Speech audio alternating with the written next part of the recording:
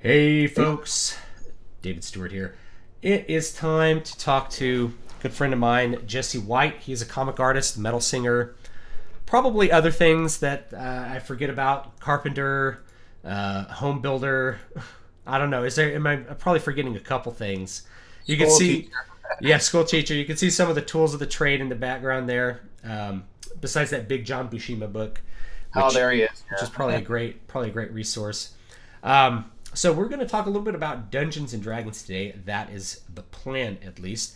And what we want to just chat about with D&D is some of the things that go into creating the setting of a role-playing game, how that defines the gameplay, and also how that defines the stories that get involved with it, and also writing things like modules for D&D. And I use the word modules because that applies to lots of different RPGs. So, that could apply to your GURP setting or anything like that. An adventure or a campaign, those are things that they use in the D&D setting specifically to talk about these sorts of things. But I thought we'd talk about that and what goes into those and some of the problems that arise when you create a story that's meant to be executed by human beings. Because those you're going to end up with some interesting effects and some interesting pitfalls. Before I get to that, let me talk briefly about some news. I canceled the stream briefly earlier today because I thought my father-in-law would be coming home from the hospital and I need to take care of him. Turns out he's going to stay another night, so the stream's back on. I'm sorry that I missed last week, but things come up. And it's for the best because I've actually been extremely ill like the last 2 weeks. I've had very bad bronchitis that didn't respond to antibiotics. And now I've got like sinus infection and stuff from that too. So I'm fine. I'll be fine as we go forward. It's probably good for my body to take a week off from doing content. And I did get started on the next Eternal Dream book, so you guys can look forward to seeing that. Now I know that the image is actually reversed for some reason because I'm actually filming the video from the Google Hangouts chat, but you can see a map from book 2 back there. So book 3 I started working on, and I already actually have book 4 plotted out as well. And I wasn't sure which one I was going to do, like book 3 or book 4, which one is going to be which, but I decided the one that's going to have book 3, it's going to have some of the characters from book 1 in it. So we'll have a little bit more continuity. And book 4 is going to have more of the characters from book 2 in it, as well as characters that were in books 1 and 2. So it's going to be an interesting one. Book 4 is a little more what I would consider classic pulpy. If you like Robert E. Howard, Michael Moorcock, it's going to be closer in line with that. This one is more, this next one's going to be a little bit more classic fantasy, still got that pulp feel to it.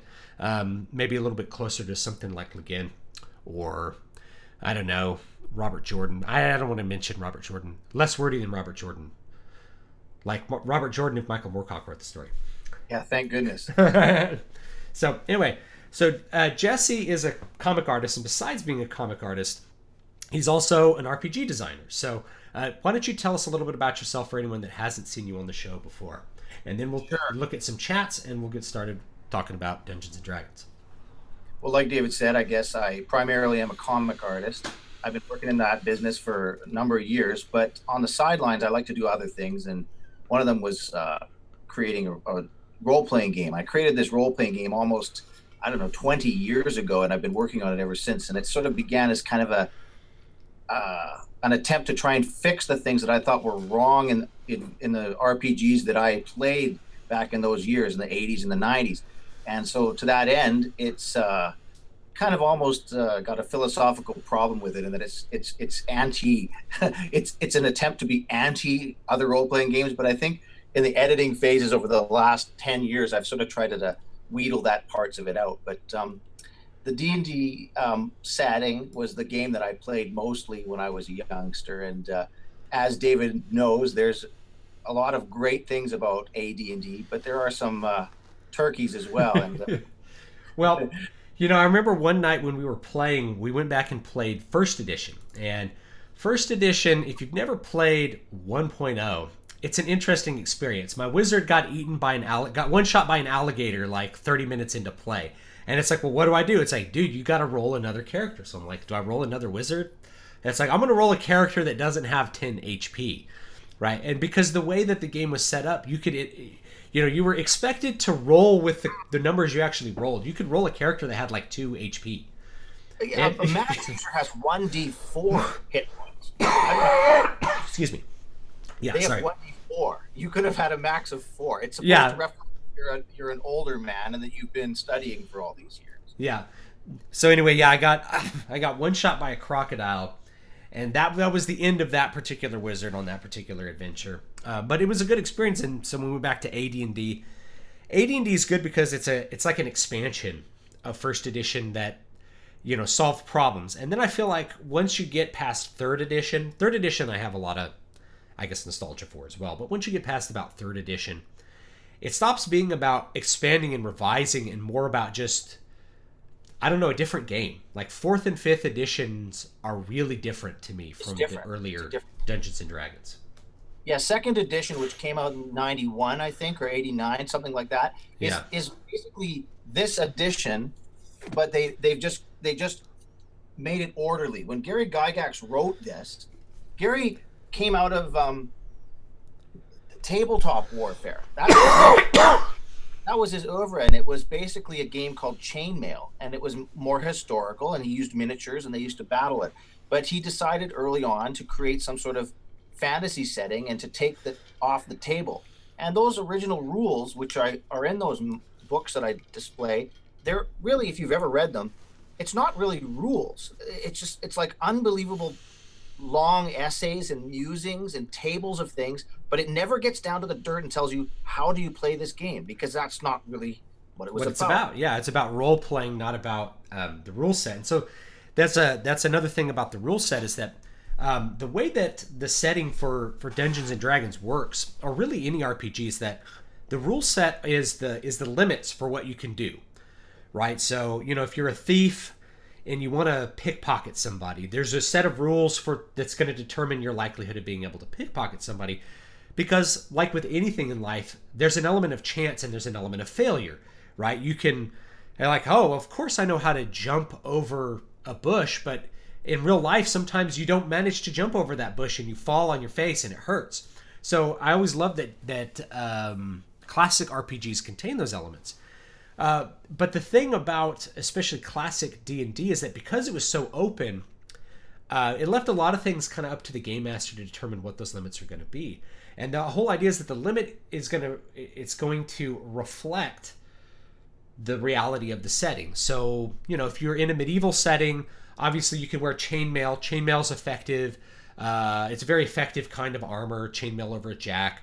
So you have a set of rules that are going to determine how that armor is going to be effective. The rule set reflects the setting. And so if you're writing a story, it's the same idea.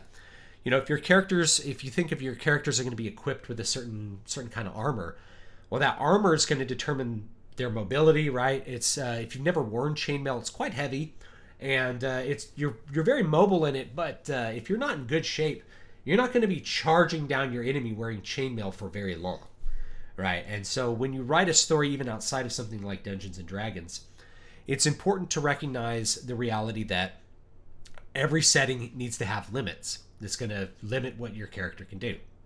And first edition, I think, was mainly focused on trying to create things that were realistic as far as the game was concerned. And they were mostly focusing on the idea that Gary was creating in those days, which was basically what they call now dungeon crawling. They didn't call it that in those days, but the game was about creating a scenario where you can reenact in a quasi fantasy historical setting and then beat up monsters and get the treasure. That was the goal.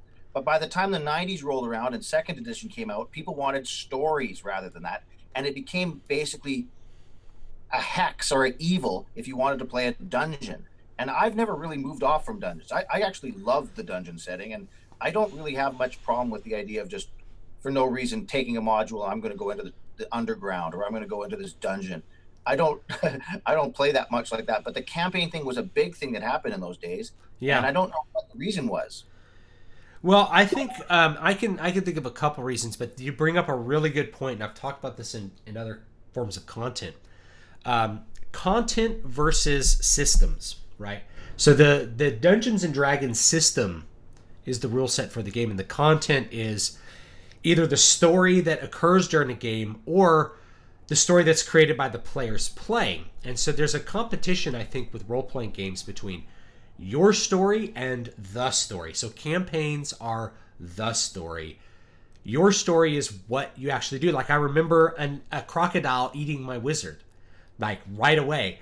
I don't remember anything about the adventure we were on. We were going to a tower to kill another wizard, right? So I'm like, I'll roll, So I don't remember anything about the story. I remember our story of playing it, And I also remember like my friend Dave getting way drunker later in the night, and being like unable to cope. So I remember things like that. I don't really remember the story. I remember our story.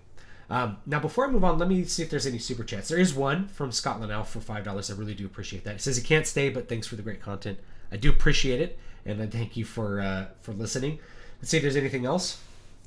Ash says, you shaved, you're looking a bit different. Yes, there's a story there. So the other week, I wasn't feeling good, and I was like running a fever. I'm like, I'm going to take a cold shower. And my beard was getting long, like if my beard gets any longer, I'm going to look like, I'm going to look like some Renaissance era knight, right?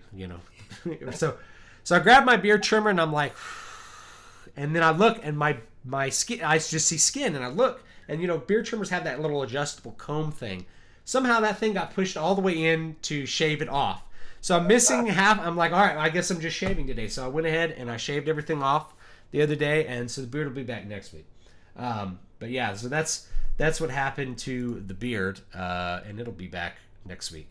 It makes you look younger. There's no gray anymore. Oh, there's plenty of gray, but the lights do kind of bleach it out. Can't see it. It's like when you shave your beard off, you realize like, oh man, I have some like loose skin and stuff, man. Getting old here. So anyway, yeah, that's what happened there. Jared says he never played D&D. It's hard to find it. I wanted to play with friends, but they just ended up talking about other things that never set up anything. Yeah, that happens. Happens a lot. Yeah. Yep. Film Girl says I played D&D once and it confused me a bit. This is what's kind of cool about tabletop RPGs is you can play them rules heavy or rules light depending on your play style or what you want to do. So competent people, if they have a newbie, rather than being like, oh, you got to do this, roll, and you're like, what am I doing? It's like, okay, here's the character, and we'll just play and guide you through it. Oh, well, right here you need to roll this, and this is going to figure out how much damage you do, and then you do it like that, and then you'll figure it out. You figure it out through playing, right? And so one of the things that happened when I started playing Dungeons and Dragons is we started kind of rules light, and as we played more, it got rules heavier, right? Because we started to want to do more things.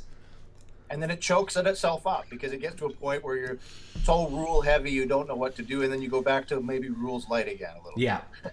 Yeah, and I've seen lots of different systems. I've seen systems that avoid hit points. So rather than having hit points, the DM, you get hit, and rather than it's like, oh, you go from 15 hit points to 10, it's like you're slightly injured. You're near death. You're dead, right? So if you're near death, obviously you need to stop and rest and heal or do whatever you need to do. And that, I think there's a quality to that too, because that's more like a real experience too. If you get stabbed by a sword, you don't have to be like, well, I still have 2 HP. I'm fine, bro. No, you're near death. You're crippled, Something I addressed in my Pangea game. I won't get into it now, but it's let's get back to that when we talk about later Pangea. Oh, yeah. Okay. The head issue that you're talking, I addressed that. Yeah, that'll be good to know. Let me think if there was another thing that was like that. The fact that armor class works in a really weird way, and it works. The way that armor class worked in the original D&D was, basically it was a chance to avoid damage. Rather than the armor reducing the damage you took, it just prevented all that damage. So if you were wearing plate armor, you just avoid all the damage. Like all the blows would just glance off your armor. And I don't know if that was realistic, but it always felt a little weird to play it that way. Because if you were a thief and it's like the guy turns and like hits you with his club and you fall over dead because you have 3 HP left, I guess the idea that they were trying to go with was that it's a combination. I mean, if you think about first edition, this is Gary's basic position in almost all the rules. It's like a combination of a variety of things, like lucky dodge, the fact that the particular armor is repelling the blow, the fact that the weapon that they struck you with maybe glanced in the wrong way, these are all supposed to be folded into armor class. And so you don't maybe interpret it as being every sword blow is rebounding off of your cuirass or something like that. You're basically like saying that maybe that blow slightly ticked you, or maybe it completely missed you, or that one was struck but it didn't cause damage. And that's what Gary was trying to do, generalize. Yeah, I remember us exploiting the system though. So like, if it's like I'm gonna roll a fighter, it's like you're rolling gnome, right? It's like, why would I roll a gnome fighter? He's tiny. It's like, because he can't be hit. You roll a gnome fighter, and he's like, he can never be hit. You know, because his armor class would go up so high. Only like the most accurate enemies in the game could ever hit him. Yeah. So they got multipliers for such a small size. If the damage would go up, like there's multipliers on weapons depending on the size of the opponent. Yeah, but your armor class, I figured I actually had a gnome, either a gnome or a halfling fighter for a while, because it was so good. Like if you had the good armor, and you because you got this armor class bonus because you're small and therefore harder to hit, so you're just avoiding all the damage. Like it was really hard for regular monsters to do any damage to you. Yeah, I guess if your goal was to stay alive, that would be a way to play it. Yeah, so we used to do things like that would game the system. And then, you know, each edition there was a 2. I remember there's a 2.5, I think, which we didn't really play, but I played 3.5. And then after 3.5, what happened is I think edition 4. I remember edition 4 came out, and then they immediately announced edition 5 because people didn't like edition 4.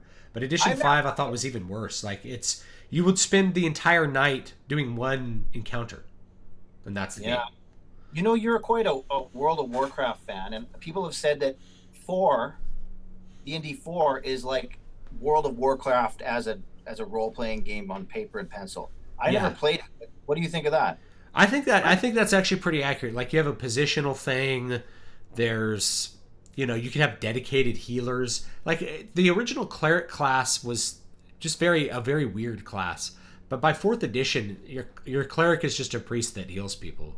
Is kind of like what it ends up being. I didn't really like 4th edition, probably for that reason. If you're playing World of Warcraft, there's a whole bunch of roles that are happening completely behind the scenes that you're not aware of. And only power gamers are going to be setting up their gear. And so, at least this was true in vanilla. Nowadays, gear is set up so nobody has to think about anything ever. It's just like this has higher item level. It has more numbers on it, and it's better. But back in the day, you actually had to put some thought into your gear. But only power gamers really thought about chance to hit, chance to miss, how much defense they needed, and how those stats actually ended up determining the rolls. Because what would happen is if you attacked, it was just like D&D. It was like rolling a dice to see whether you'd hit or not. And there was a bunch of things that went into that calculation. The thing is, if you took that calculation out of an environment where you're just clicking on a mob to begin attacking and put it in a pencil and paper environment, there's a lot of calculations. When you're having a computer do it, you can have as many modifiers as you want, and it never slows the game down. But if you're doing it on pen and paper, you got to limit how much of that you're going to do. Otherwise, the game just slows to a crawl. Okay. Let's look at the chat. All I know is I had a character, a mage, I think, and my friends handed me all these hardback books and told me what spells I could use. Remember those big hardback books? Yeah. Jared Wiggle says there are 3 D&D films right now, and a reboot is due to come out in a few years. What do you guys think about D&D as a film series? So I'll tell you a story is that me and Matt Wellman wrote a screenplay about guys who played Dungeons & Dragons. You did? And one of the first things we got back is like, whoa, well, these studios are already making a D&D film. They might option it just so this movie won't get made. And we're like, well, we don't like that. But that's kind of one of the things that Hollywood will do is like, you know, we're making a D&D film. Another studio might make it, so we'll buy up all the scripts that could be like our film so that there's no film coming out near ours that's really similar. It's kind of like a kind of Nash economics sort of thing. So talking about it as a film series, what do you think? I think that it could be good. I mean, I remember that one that came out in the 2000s, was it? Or early 2000s, maybe late 90s, and it was just an abomination. But I think the thing about Dungeons & Dragons is, as a movie, it's kind kind of an internal mistake to it, because the thing that makes Dungeons and Dragons remarkable outside of just generic fantasy is the fact that you are playing a character. And if you want to just strip it from that, well, what does Dungeons and Dragons offer outside of any fantasy movie? Except for maybe the world of Greyhawk, I suppose. But I think that if you did something that was kind of like a meta version, like guys playing Dungeons and Dragons, that was basically our movie idea. That's getting into the territory of that Tom Hanks movie called Tunnel. Now that's a whole literary genre now called the lit RPG, and basically I think that got mixed. You know, if you watch something like Sword Art Online, which I haven't really watched. I think there was a movie called Ready Player One. It's basically a ripoff of Snow Crash. I don't know if you ever read Snow Crash. It's a great book, great cyberpunk book. I recommend it. Be on my recommended books list for sci-fi and cyberpunk. But those things where it's like the story is kind of a meta level, like you're in the game, and so the story's about you playing the game somehow. I'm not really into it, but I can understand why some people would be. It doesn't make a whole lot of sense to me. But I think you make a good point. So Dungeons and Dragons is a rule set and a setting.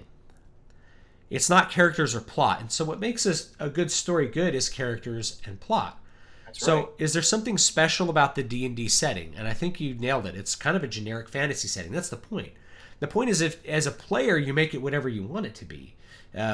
You interact with the world the way that you choose. This is why people say, like, hey, what do you think of the story for Elder Scrolls 4? And I'm like, the game's not about the story. I'm like, how could you have... It's a role-playing game. Of course it's about the story. It's like, no, it's about your story. It's about what you do. You know, it's wandering off and delving a dungeon and finding a cool item or encountering a difficult enemy and figuring out how to beat him. It's about accidentally running into a vampire and acquiring vampirism and dealing with that, or accidentally becoming a werewolf. I remember in Morrowind, if you got accidentally turned into a vampire, there was a different game that happened because none of the other NPCs in the game would talk to you, but vampire NPCs would, and there was so you would have to join like a vampire house, and it was just a different game. It was the vampire version of the game. Yeah, that's true. And it was cool. So that's what it is. Like, what's the story of Morrowind? Who cares? It's whatever. It's however you play the game. It's the same thing with D&D. When you sit down to play D&D, it's really about how you play the game. It's about your story. It's about the story you create while you're playing it. So, you know, you could create the most generic, like, adventure or campaign imaginable. And you sit down with your party, and all of a sudden they're going to turn it into something very interesting, you'll find out. It's like, oh, you go into the inn, and the innkeeper flags you down. He says, you guys look like adventurers. Yeah, actually, we are adventurers. What you got for us? Oh, well... Yonder blacksmith has a beautiful daughter that's been kidnapped by some kobolds, and I think he would pay you for going and acquiring her.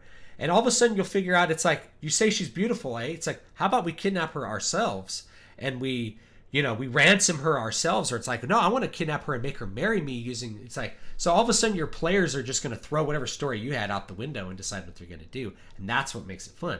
Or when I've played with my friends, it's like, okay, all right, he says this, and it's like, I want to rob the barkeep. How can we rob this bar? And so they have a discussion about how they're going to just, like, they have a stick up in the middle of the bar. It's like, but how are you going to figure out where to go next? It's like, what does that matter, man? We're getting some money right now.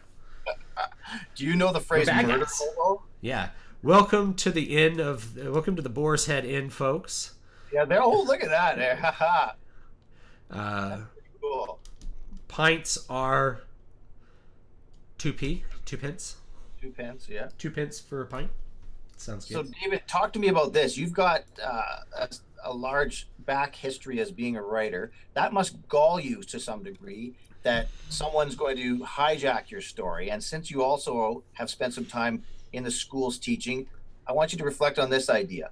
I've got a concept that I use as a dungeon master, that you're running a scenario, and it's very similar like running a class, because you've got a bunch of unruly animals that are trying to do what they want to do, and you have to make them do what you want them to do. But the key is, you don't want them to know that you're making them do what you want to do. All the success that I've ever had in elementary school and all that is that I can bluff them and make them believe that they're making the choices that are theirs, but it's really a series of choices that I wanted already.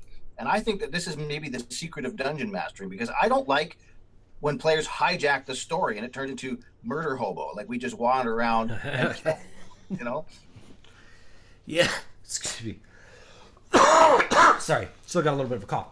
Yes, I agree. Now, as a dungeon master, I used to get frustrated by that until I started thinking like you're thinking, and also kind of let it go and started thinking more in the terms of this is about creating the story that they want. So if they want to be bad guys, I'm gonna fold that into whatever story that they're doing. I'll alter dialogue, I'll alter story events, whatever works to kind of get them to do what I want them to do. Now, most experienced players are gonna automatically construct some limits because they're like, oh well, the barkeep is giving us a quest, we're not going to kill them. But some people are just like, well, I'm constantly trying to find the limits of what you're going to do. You know, kids are like that. They're like, oh, what's the limit? How far can I push you before you send me to the principal's office? So, you know, if the bartender, it's like, I'm going to stick up the bartender. And I'm like, the bartender overhears you discussing that. And he comes over with a magic mace and starts tapping it in his hands. You see that it's glowing red with fey fire. And you wonder just how much damage it could do to you. And he says, if you actually plan on sticking up this bar, you'll find that this club can kill you in one hit and send you to Hades before you even know what's happening. I happen to be a level 99 shaman. And you're like, okay, maybe we should stick this bar up, because basically the bartender, it's like, why isn't the bartender doing it? Well, why aren't you going and saving this girl? And it's like, because I hate the blacksmith. Mm-hmm. It's like, I don't know, you know, you come up with something that's there. So you create a really hard limit for people to do that. And in some cases you do have to punish players. You know, it's kind of like you reward the behavior that you want, and you punish the behavior you don't want. So if they decide they're going to stick up the bar, well, yeah, it turns out Glorfok, the orc bartender, strikes them dead with one hit, and that's the end of that character. And so they've learned not to be jerks, not to act like sociopaths. Because like some people want the sociopath fantasy. I don't know why, but that's what some people want. They want to be. It's like, I'm gonna blow up Megaton. I'm gonna kill every person in this town. It's like, would you actually do that if you were physically present in this world? It's like, well, no. It's like, okay, why the sociopath fantasy? What's that about? Yeah, that's a crazy one. I think that that's exactly the way that I approach it. And when you get a player that's like that, I feel that I can sort of weed them out at the beginning before I even start a session, because I used to play those games when I was a teenager, and I'm pretty much past that now. I don't much enjoy when someone decides to go and like do the crazy like maniac attack every character and punch people in the face and stuff. People do that when they're young a lot, and I think that's a phase that you go through. I mean, I DM'd for some high school kids in my old place where I lived, and these kids had never played before, and one guy was a thief, and he just actually, to his character's credit, or to his credit, he really played a thief. Like we'd walk down the street and they were trying to solve this mystery, and he'd say, I think I'm going to just rob that store. And I'm like, are you serious? And he's like, yeah, I'm going to do that. And I'm like, and all the other players would be like, don't do that. You crazy? Why are you doing that? I'm like, no. He's like, he's a thief. He's neutral evil. He's going to do that. So he actually was quite a good player because of that, because he didn't really care. Yeah, I've had, you know, we've played evil characters. I've DM'd for people doing more, you know, evil characters or neutral characters like thieves. And so if you can punish bad thieving attempts early on, you figure out that they're like, oh, when he has his back turned, I'm going to try to pickpocket him. You know, because there's a low consequence if I get caught. So they start picking their battles. And it's kind of, if you think about a video game equivalent, in World of Warcraft, there's a class called a rogue. And the rogue is technically, especially in vanilla, it's the most powerful class in the game. And I say that online, and people freak out, and they're like, no, rogues suck, I always kill them. It's like, no, you think the class sucks because it's full of bad players who don't know what they're doing. But it's a class that can turn invisible. So anybody that you don't want to fight, you just avoid. And so a really good rogue can just pick whenever they want to kill someone. You follow someone around until he's alone, and then you assassinate him and kill him. Like, I played rogue at various points in World of Warcraft, and that's what it was. The legendary players were like rogues that would go into enemy cities, like invisible, and then somebody would stand in a random room by themselves, and a guard would walk away, and then they'd kill them, and then like it would send up a bunch of messages like so and so's been killed by, you know, it was or you know, so Ironforge is under attack. So really good rogues, really good thieves in Dungeons and Dragons is the same thing. It's knowing how to pick how you're going to use your skills. But it can be very profitable to have like a halfling rogue about, to not just to pick locks, but to get some extra gold for the party. And then the negotiation that happens, it's like, well, we would have had your back had you aggroed the bartender, so you need to give us some gold. And be like, yeah, you're not thieves. I'm keeping the gold for myself. Totally. I need some new daggers. I got to tell you a thing, and I want to see what you would think about this, unless you're going to go to the chats for a second. Are you going to the chat? No one's adding me. People are talking amongst themselves, so we can okay, well, this thing, I want you to reflect on this one. I've got a good friend, and I'll give a call out to him. His name is Donovan, and he's been playing D&D with me for many years. That's for you, Donovan, if you're watching. He has an idea, and I want to see what you think about it. When he plays a scenario, and he gives the players their characters that he created, like a theater director would give you the parts. So they're not allowed to create their character, and it stops power gaming, and they fit into the story in ways that he's already pre-created. What do you think of that? I think that's actually a really good idea, and I think that's something that, especially if you actually want to play a story. So let me talk briefly about playing a story. So I've heard people say this, oh, I love playing a story. I'm like, no. You play a game, maybe a story is happening with it, but you play a game, you are told a story. So these things can happen kind of at the same time. JRPGs are all about one story, which is why when you play a JRPG, the character is not what you want the character to be. The character is whatever the character's name is. The character's Lightning. The character's Rush. I did a Last Remnant video last night. The character's Cecil, or whoever it's going to be in whatever Final Fantasy game you're playing. You are the puppet master of a character with his own thoughts and wishes, rather than being yourself. And that's the difference between CRPGs in the West, or tabletop RPGs, and the more Japanese approach. But I think the Japanese approach started to kind of influence tabletop as we went on. As people played JRPGs on their Super Nintendos, they started wanting these more complex stories to exist in their tabletop space. And I think if you give people characters, like you said, I think you end up with a much better possibility of executing some sort of meaningful story that way. Because then you have characters and you can have set plot points. And the other thing that works with it is there is a point that Gary Gygax lectures on in page 79. I happen to know it because it's one of my favorite pages in the first edition Dungeons & Dragons DM guide.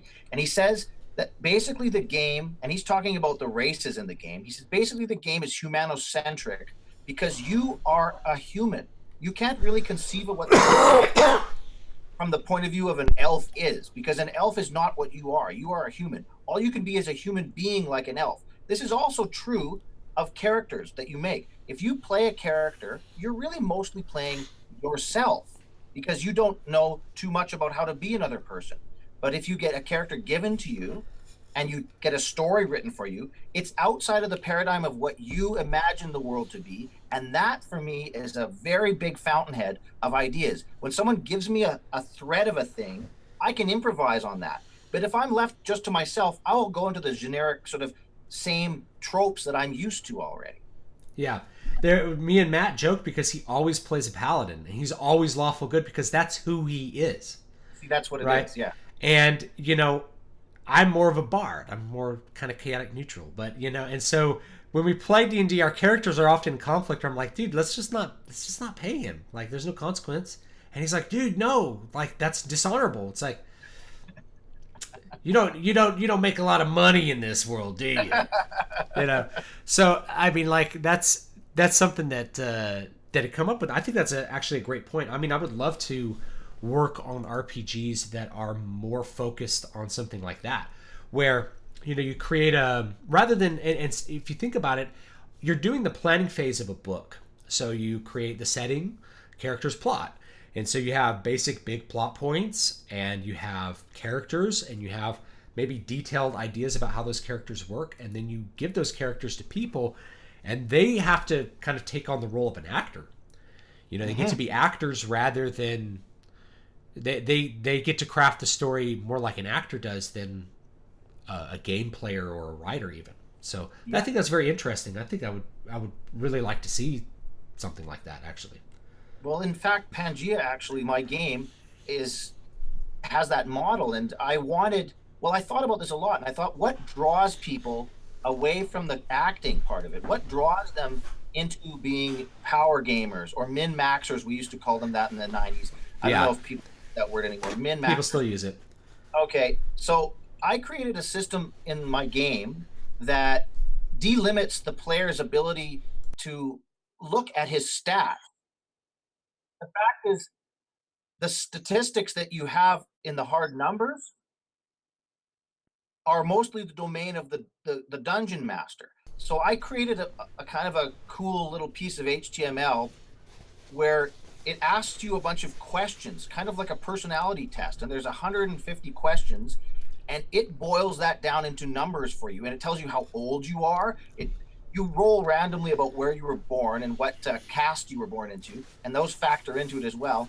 And then it comes out and it says, like, you're this, you're that, you're 19 years old. And my little niece, it's so funny. My brother's little daughter, she's in like grade 4. She made a character on it, and the HTML was so well done that it said your age is 9, and I was like, what? Yeah, how did I perfect. do that? That's great. Yeah, I love the sound of that. Now, I've talked about this in past streams. I had a bit of an app idea. I did a little bit of a design for a game. When I say design, I mean the paper of how the systems work for this. That it would basically be operated by a phone app, because people now have these telepathy devices that are just around, and so the app would handle all the gameplay elements so that, again, kind of like with World of Warcraft, while you're playing, you don't have to think about ridiculous calculations. You don't lose any time on that. People are like, oh, well, there's lots of dice roll systems and stuff like that, but it allows a little bit more complex systems to be in the background.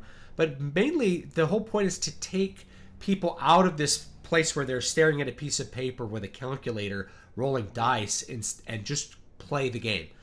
Focus on the role playing, the actions you want to do, and their outcomes. It's just like a story. When people are like, how do you write action? I'm like, it's really more about the result of the action than the action itself. So if you're this works for comics. Like if you look at great comics artists, John Buscema is actually a really easy example, and Steve Ditko did this perfectly actually. Is when a character performs an action, you see like an action pose. So maybe Spider-Man is like doing his webs or something. Then you see what happens as a result. You see the bad guy with the webs with his face in shock. Right? You don't spend a bunch of panels of like animating it, because that's not what matters. What matters is what's he doing and what's the work. So you see Thor wind up to throw his hammer.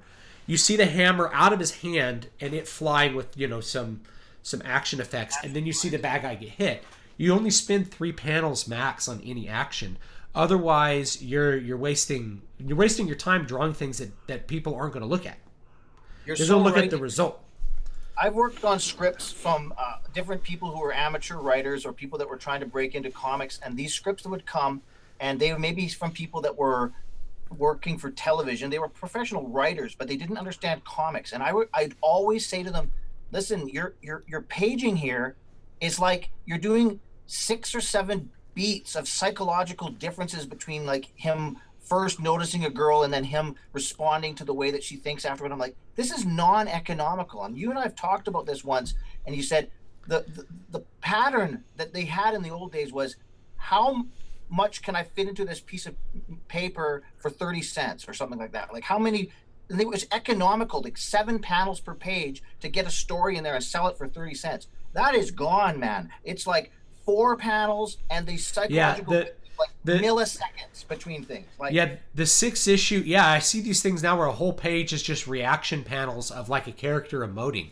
and I'm like, who's gonna sit there and like look at each panel? It's like you should have picked one. Like if you wanted a full page, pick one of the most important emotional image, and then let the reader take in that one image and move on.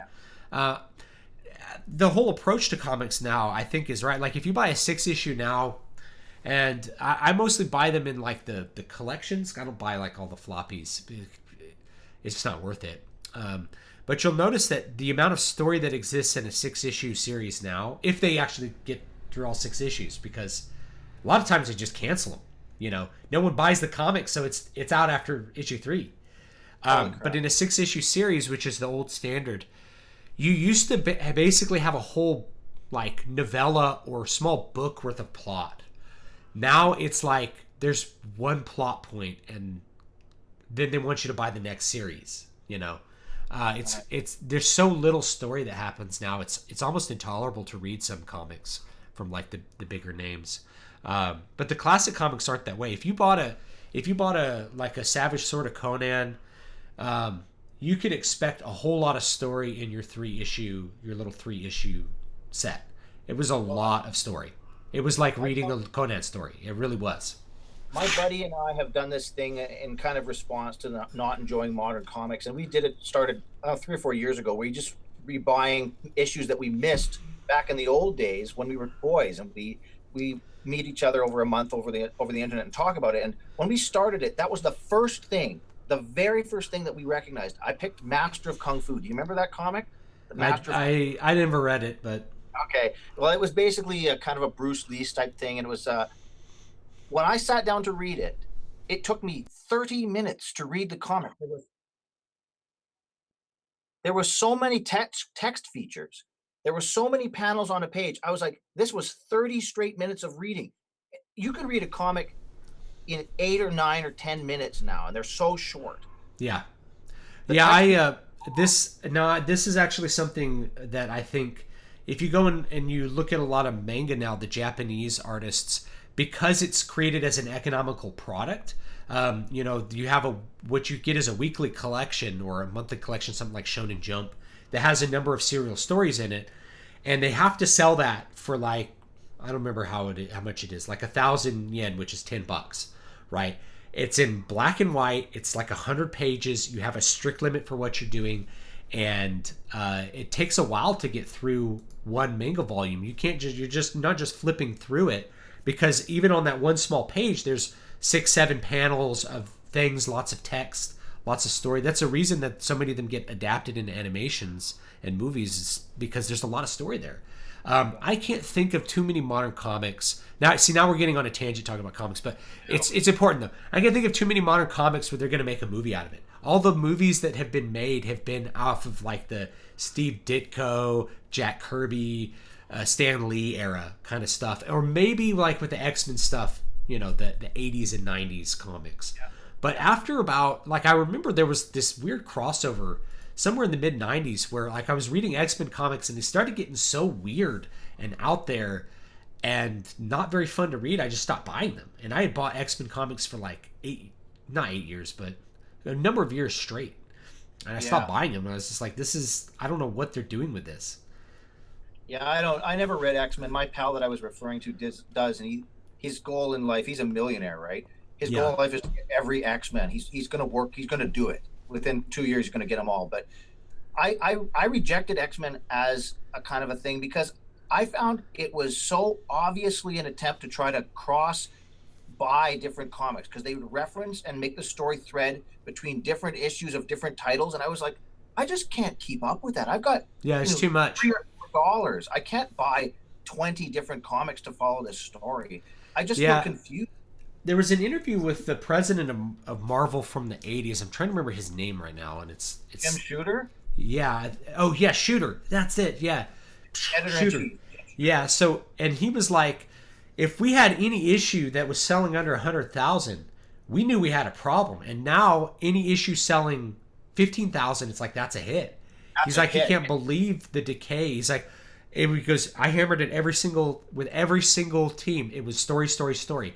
It's not the quality of the art. Of course you want quality art, but it's if Billy is not going down to the newsstand to find the next part of the story for the next month, like, we're failing. That's what it's got to be about. So right. I, even being an artist, you might think that I'm, sacrilegious here, but I think that the story is much higher than the art. And this is a key reason, because I, as a fan of beautiful art and Savage Sword in particular, find myself reading it and glancing at the pictures. The picture just has to set me in the place. I know what it is, and I read the text features.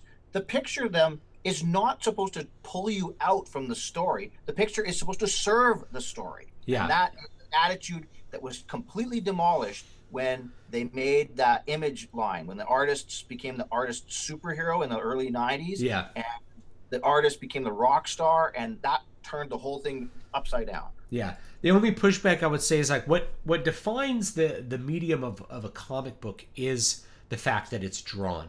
So you know, if people wanted to read a novel, they'd read a novel. I think it's very efficient to read it because the art, think about how much information is contained in one single, panel. There's a whole lot of information that you could spend a paragraph of prose describing it, or you can just look at a picture. So the comics tend to be more efficient, and that's something that we tend to forget with art, is that the art is a more efficient way of transmitting the ideas than just writing. Same thing with the movie, right? Movie is more efficient because you're not having to sit there and write and read prose. Yeah. That's not to say that art isn't important, because like I said, the art is what defines the medium, but it makes it a more efficient experience. And so if you're spending, and I got nothing against really Baroque art, but if you're spending time with making the panel so detailed that it takes you multiple days to complete the panel, and you're shipping the comic months late maybe because you're spending so much time on the art, you're thinking of the wrong kind of efficiency, right? That's right. You're drawing the panel like somebody's going to put it on their wall, and they might, but that's not why they picked up a comic book. No. And that's what John used to always say.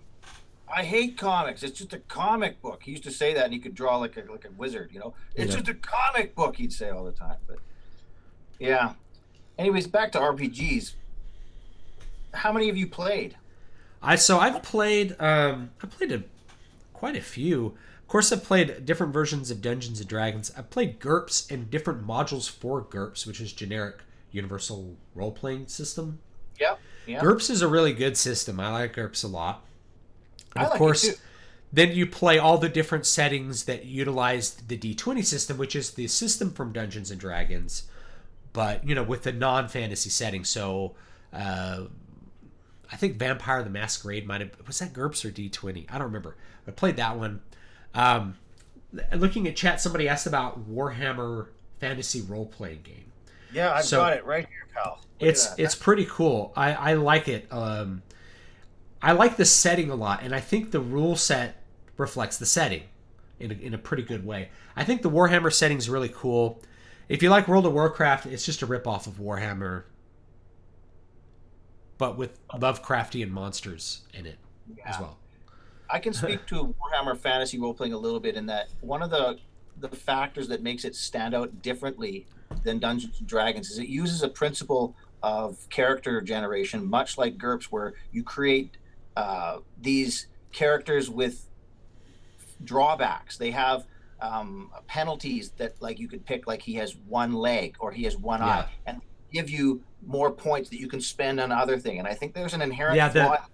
It makes a min-max character. It always does. Yeah, we talked about min-maxing. And the thing is, I'm kind of a power player. I get into min-maxing. That's one of the things I like about CRPGs. I made this video on Last Remnant last night. Last Remnant has a very complex battle system. It's a JRPG that has tactical elements in it, where instead of controlling one party of 5, you're controlling 5 parties of 5, and you can micro every character, like their setup, their growth. So if you're one of these min-maxers, you can make a party that is unbelievably powerful if you know what you're doing and you're willing to do a little bit of work. And so as a result, they put some bosses in the game that can only be killed if you're like one of those min-maxers. But of course, if you're not, if you just want to play the game, you could ignore those and play through the game. And that's actually something I kind of appreciated about the older JRPG approach, which was, if you're a min-maxer, we'll put some secret bosses in the game for you to challenge you. If you're not, we're designing the game for the average person to just play through it and not have to worry about all that crap. On my channel, I interviewed a guy, and I don't know if you've ever watched it, David, but I'd like to ask you the question. I did a point versus point series where I had two representatives of two different positions come on and give their best case for diced or dice-less role-playing games. What do you think of dice-less role-playing? I like diceless. You see, that was this idea behind the app. So here's the thing about dice. I love dice because, like I said, it introduces that random element. Because anything you do in life, there's an opportunity for failure and a chance of success. And so the art of playing the game is figuring out, the odds, right? So game players like dice, and I do like dice. But if soon as you remove thoughts of or just maybe put it behind the GM screen so that the player is never really privy to the dice rolls, it makes you operate differently as a player. So you're thinking more about things that are outside the realm of, say, skills and saving throws and things like that. So rather than thinking, oh, I got to roll against it, I got to maybe do a dexterity check to see if I can do this. It's like, well, I'm going to try to pick the lock. And the GM could just say, you failed. Oh, okay. Right? You don't have to think about it. Oh, I wonder if there's traps. I better probe for traps. Playing the game in a micro setting, it makes the game go so much faster if you've ever done a diceless game. And like I said, if you remove HP from it, you think more like in a normal fashion, which is like you're wounded or severely wounded or near death, not, a character with 15 HP that has 2 HP can function fine. It's like, that doesn't make sense when you stop and think about it. No, it doesn't make sense.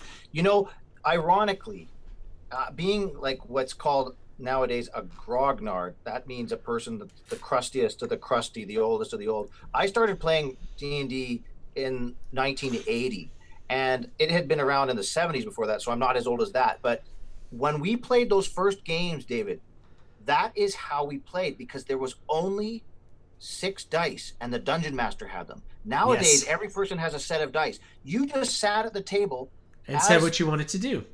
And you had no idea what was going on. And I remember the first time I ever played, my cousins wouldn't even let me play a character because they were older than me. I was just a little boy. And they said, well, you can play the monsters. And I was like, I waited all night, and I finally got a chance to be a gelatinous cube. I mean, gelatinous cube doesn't even get an attack roll. he blobs over. I don't remember what he does.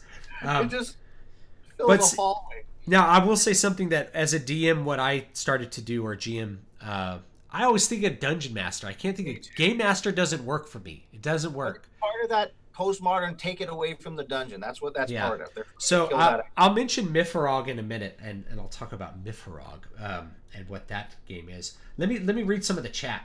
Sure. Let's see here. Somebody says that they loved you on True Blood. I don't know if they're talking to me or to you. Oh yeah, I was that. Yeah, I was that character on True Blood. Lots of people say that. Yeah. Oh, okay, all right. Yeah, people say. I mean, I look like. It depends which celebrity. So right now, I look like maybe a little bit of 1980s James Hetfield or Lars Ulrich, right? Yeah. Like from Justice era, Yeah. But it's always like Russell Crowe. They're like, you look like Russell Crowe. I'm like, if I'm in shape, I look like Russell Crowe. If I'm a little bit chubby, then it's Kevin Smith, and I'm like, y'all need to shut up. Right? I don't look like Kevin Smith. Okay. Yeah. Or they're like, you look like Amazing Atheist if he showered. I'm like, great. I like his content, but you're right. He doesn't really care about trimming his beard. He's, anyway. Let's see here. More there's. Jared says he'd like to see this D&D. It was a comedy. It was a college comedy.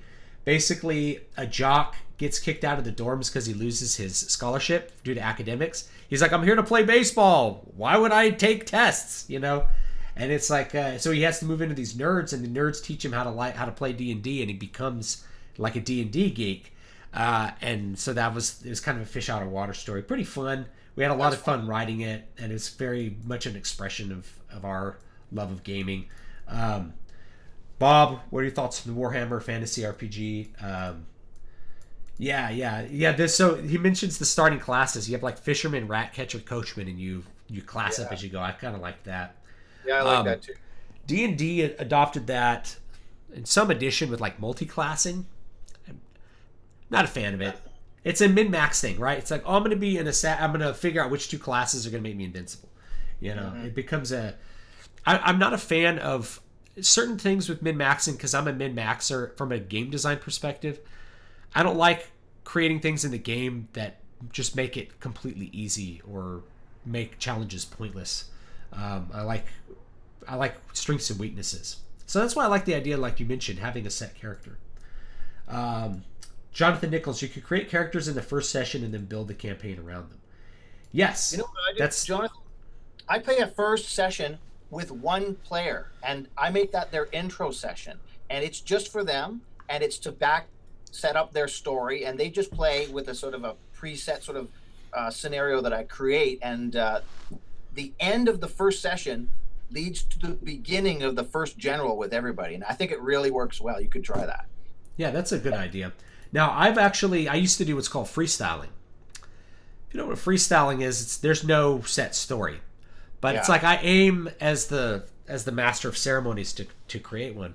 So I remember one night we were playing, and again, this is like your story versus the story.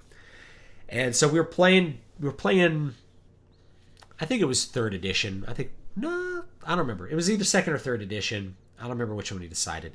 But we were playing it rules light. I'm like, we're going to throw all that out.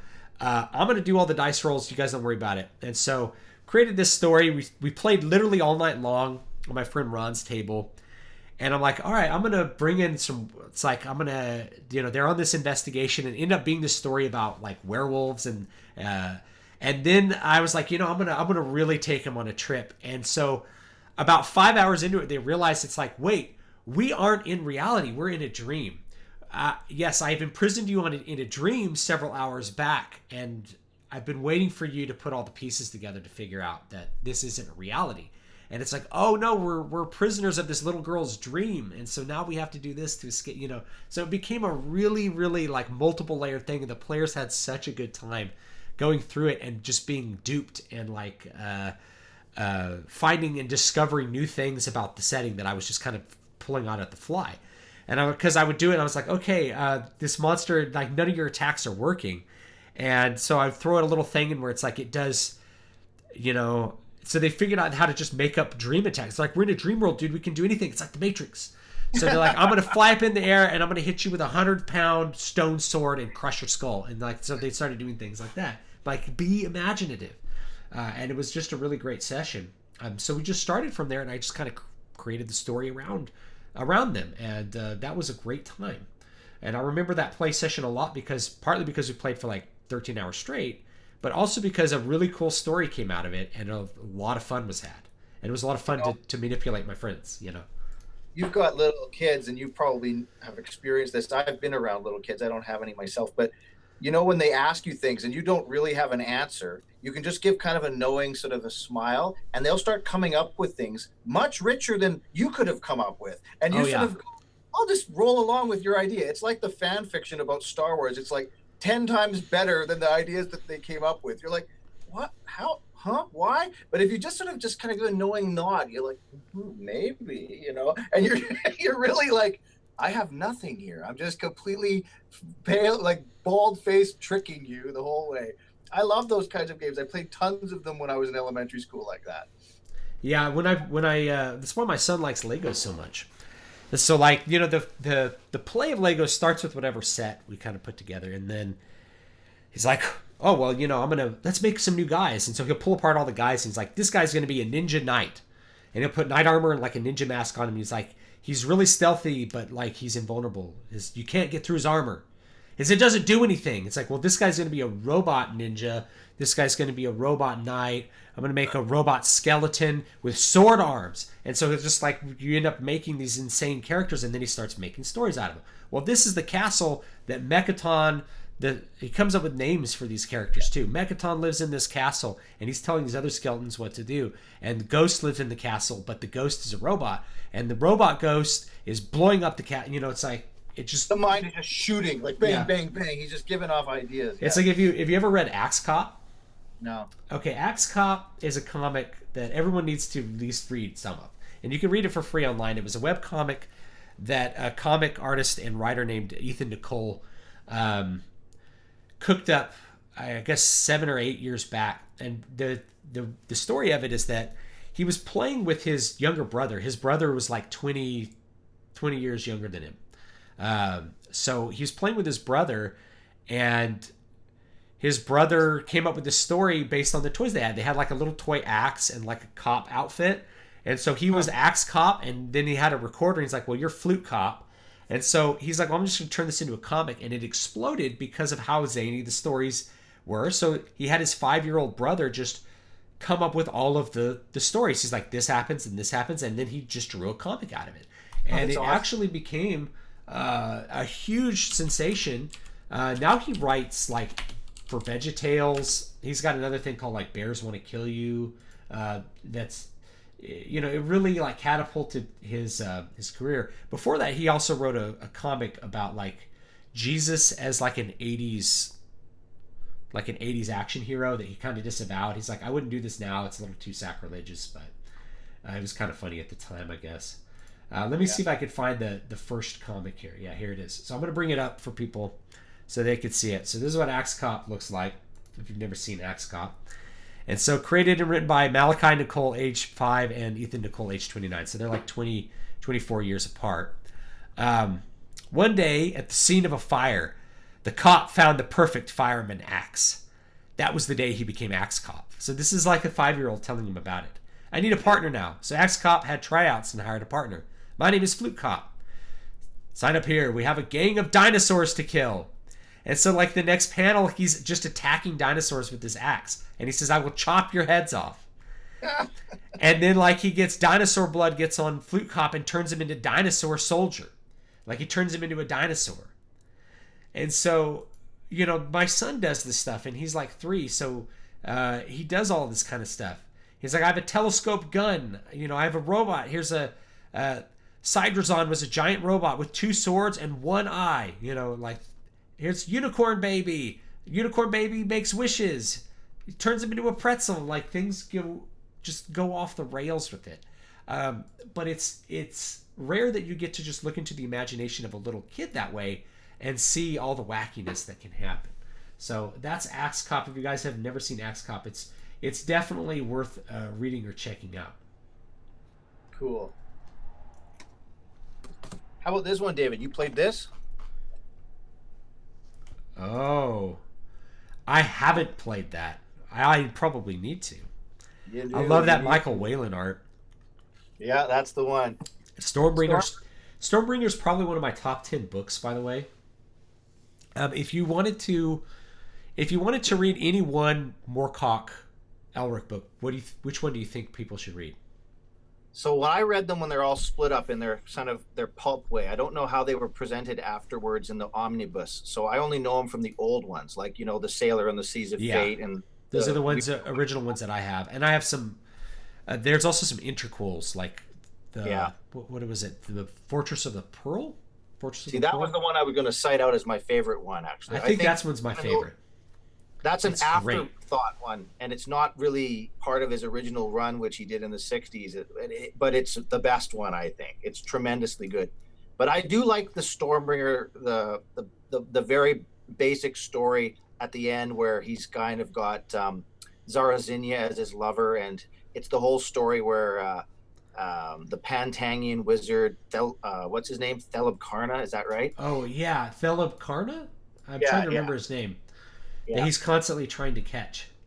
Yeah, that's a great part. And of course, it's the battle between law and chaos, and it has separates, that black-skinned representative of the balance, and he comes down and takes Elric up to the Lords of Law, and Elric finds himself, who is a servant of chaos, actually working for law to bring the balance together, and they give him the Horn of Law. I just think that's a great story.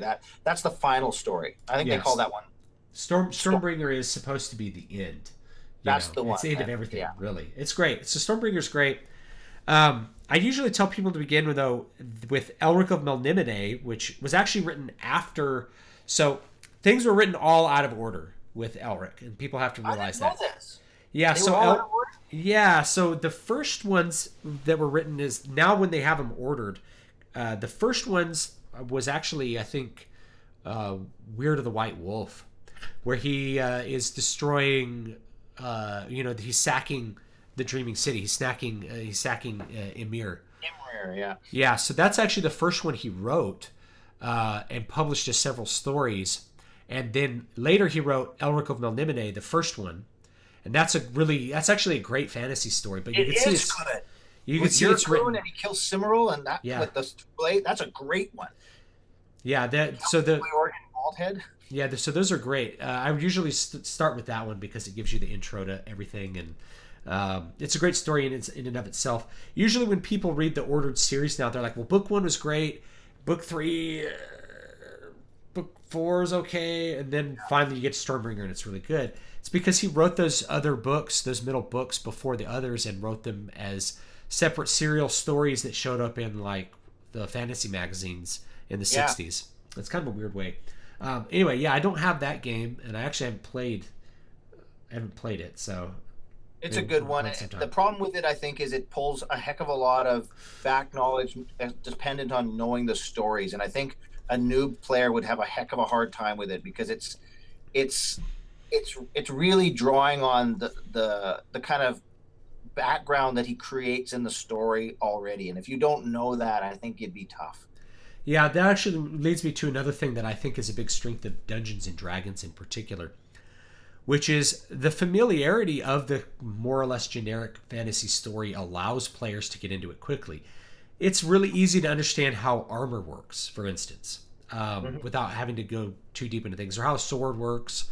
And those expectations are really easy to grasp without having to get too deep into really complicated rule sets that define the setting.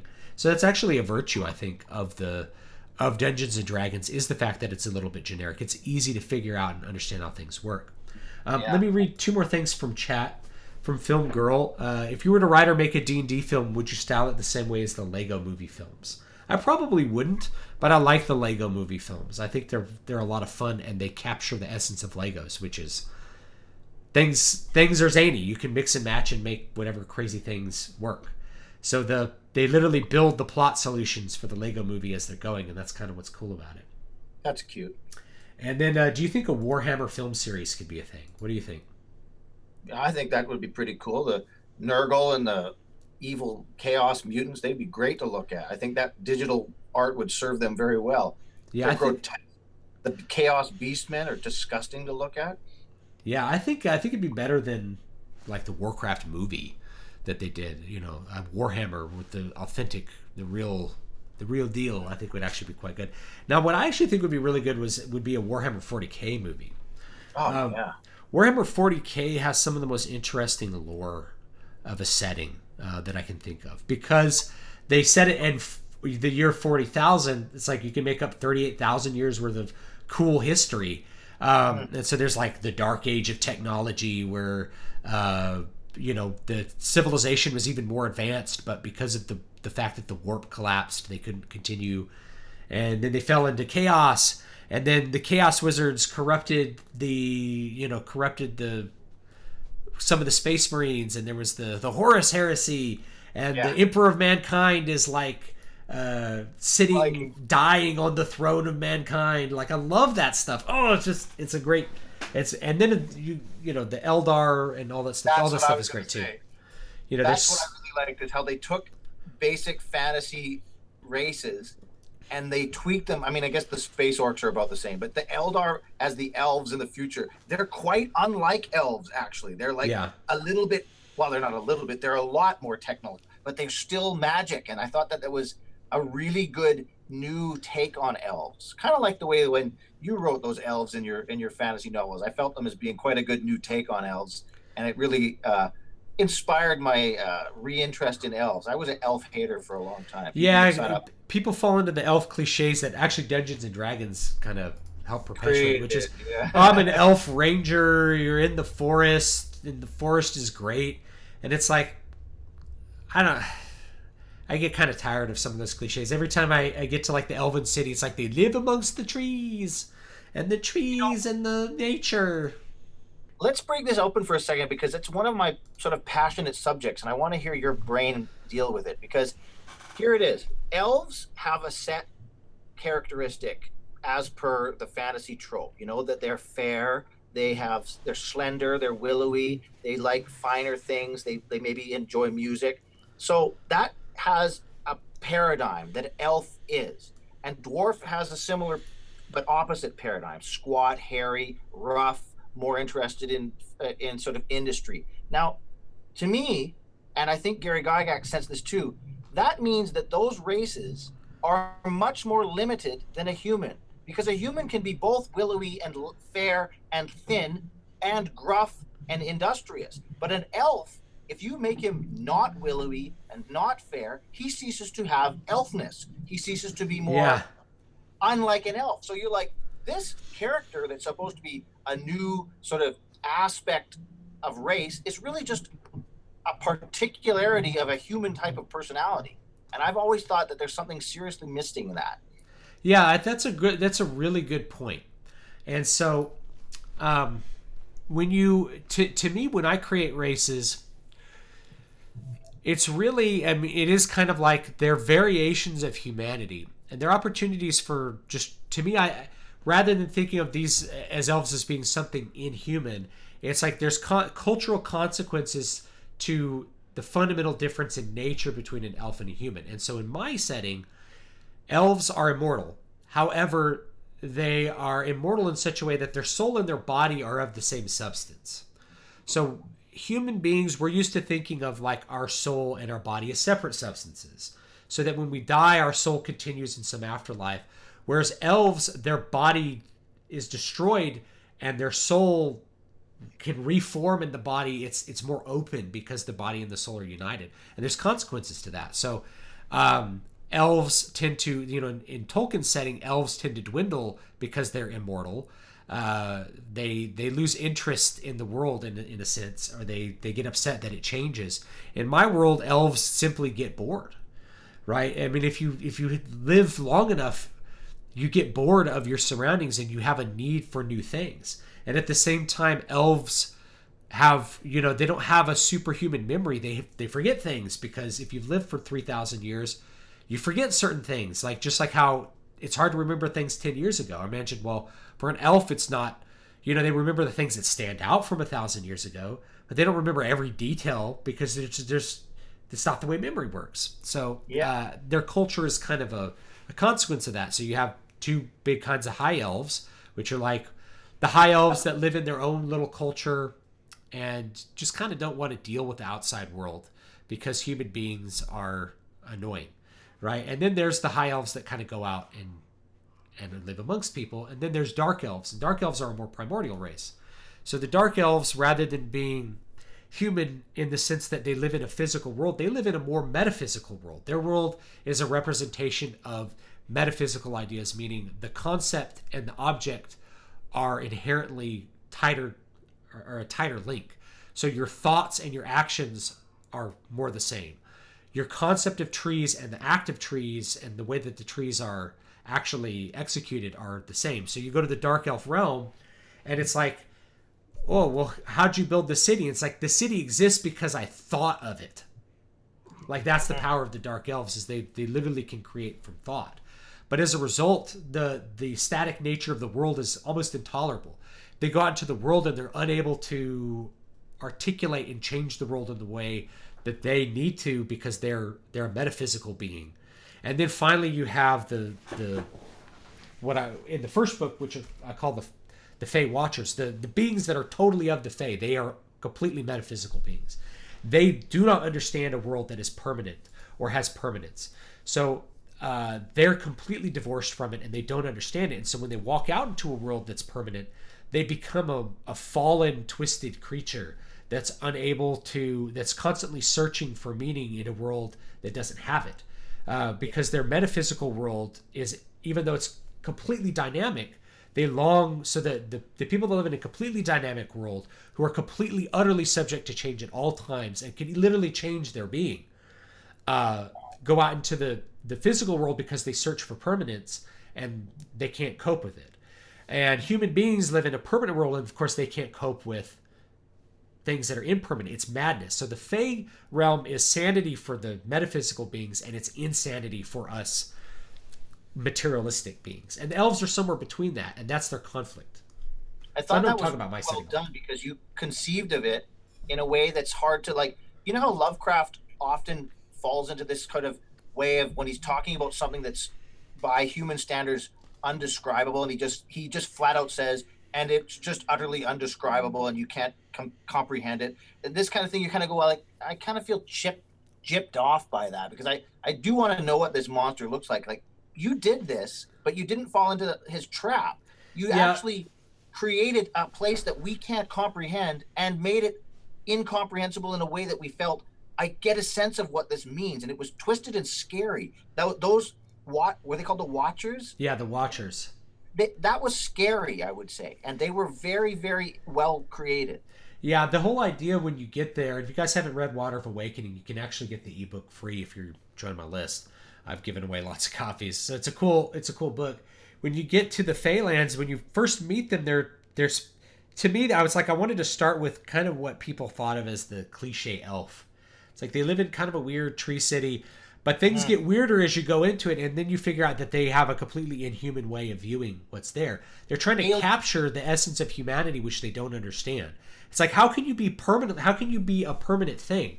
How can you be yourself and not be whatever is affecting you into what you are? Like, it's like trying to, it's like you're in an ocean of meaning, and you're what you are is changed based off of everything that's around you. That's the way these metaphysical beings are. They're kind of like souls. I imagine like souls that have never had a body. So our soul is transformed by our physical and limited experiences. So I imagine kind of like souls that have never had a body. They're kind of in a limbo, and so they don't understand the meaning. They want the meaning that human beings have, but human beings at the same time, they look at, some human beings of course covet immortality, and there's consequences to that in the book, right? So there's an immortal man, and turns out he's not. It's come at great expense, which is he's lost his metaphysical self. And so when he thinks that he's going to capture an essence that's going to give that back to him, what he finds is that it destroys him. You know what it made me think of those Watchers? I think it was Ayn Rand that had this one, and she was talking about, I think, an immortal robot. And what would immortal robot want or lack? It would be limitations. The only thing that something that has no limitations would want is limitations. And that's a great point. And that's the elves in a sense. Like what they want is danger and play. It's like they're on a search for meaning. And that actually reminds me of a manga that a lot of you probably know called Berserk, where the main character Guts, he's named after Guts because he fell out of a dead woman, right? Like with like her guts. He was a baby that was born from a dead woman. And that's symbolic actually because he has no destiny. He's literally born from the dead. Nothing can affect his destiny. He's a being without destiny. And that's actually really important for the story arc. But he's constantly going berserk. He's a berserker. He rushes into battle. He's the first one into battle and puts himself into danger constantly. And all the other characters are rebuking him for it. And it's not until later, several volumes in, that you have a character that's like, you're always putting your life in danger because you're searching for the meaning. You think if you put your life in danger, you're going to figure out what the meaning of life is, why you are alive and why you struggle to stay alive. And so it's a cycle for him, is that he doesn't know what his life literally has no meaning because he is outside of destiny. And so he thinks that by constantly putting himself in danger, he's going to figure out what that destiny is. And so as he grows as a character, he's like, my destiny can be whatever I choose it to be. That I can choose to have a home among friends. I don't have to search for my destiny or my meaning. I can make it myself. And so he's actually a character that's set up to be the complete antithesis of what becomes, after the first arc, the main antagonist of the series, who's his best friend. His best friend has a concrete destiny that has been determined by the gods. And he follows along that path no matter what. No matter what it costs him, he's going to pursue the destiny the gods have laid out for him. And so at the end of the first arc, everything gets turned on its head, and you realize what that means. And so that to me means a lot, and that's kind of how I viewed the elves, right? It's like a lot of elves are on a quest for meaning because life is simply boring if you have nothing else to do. And that's like Elric.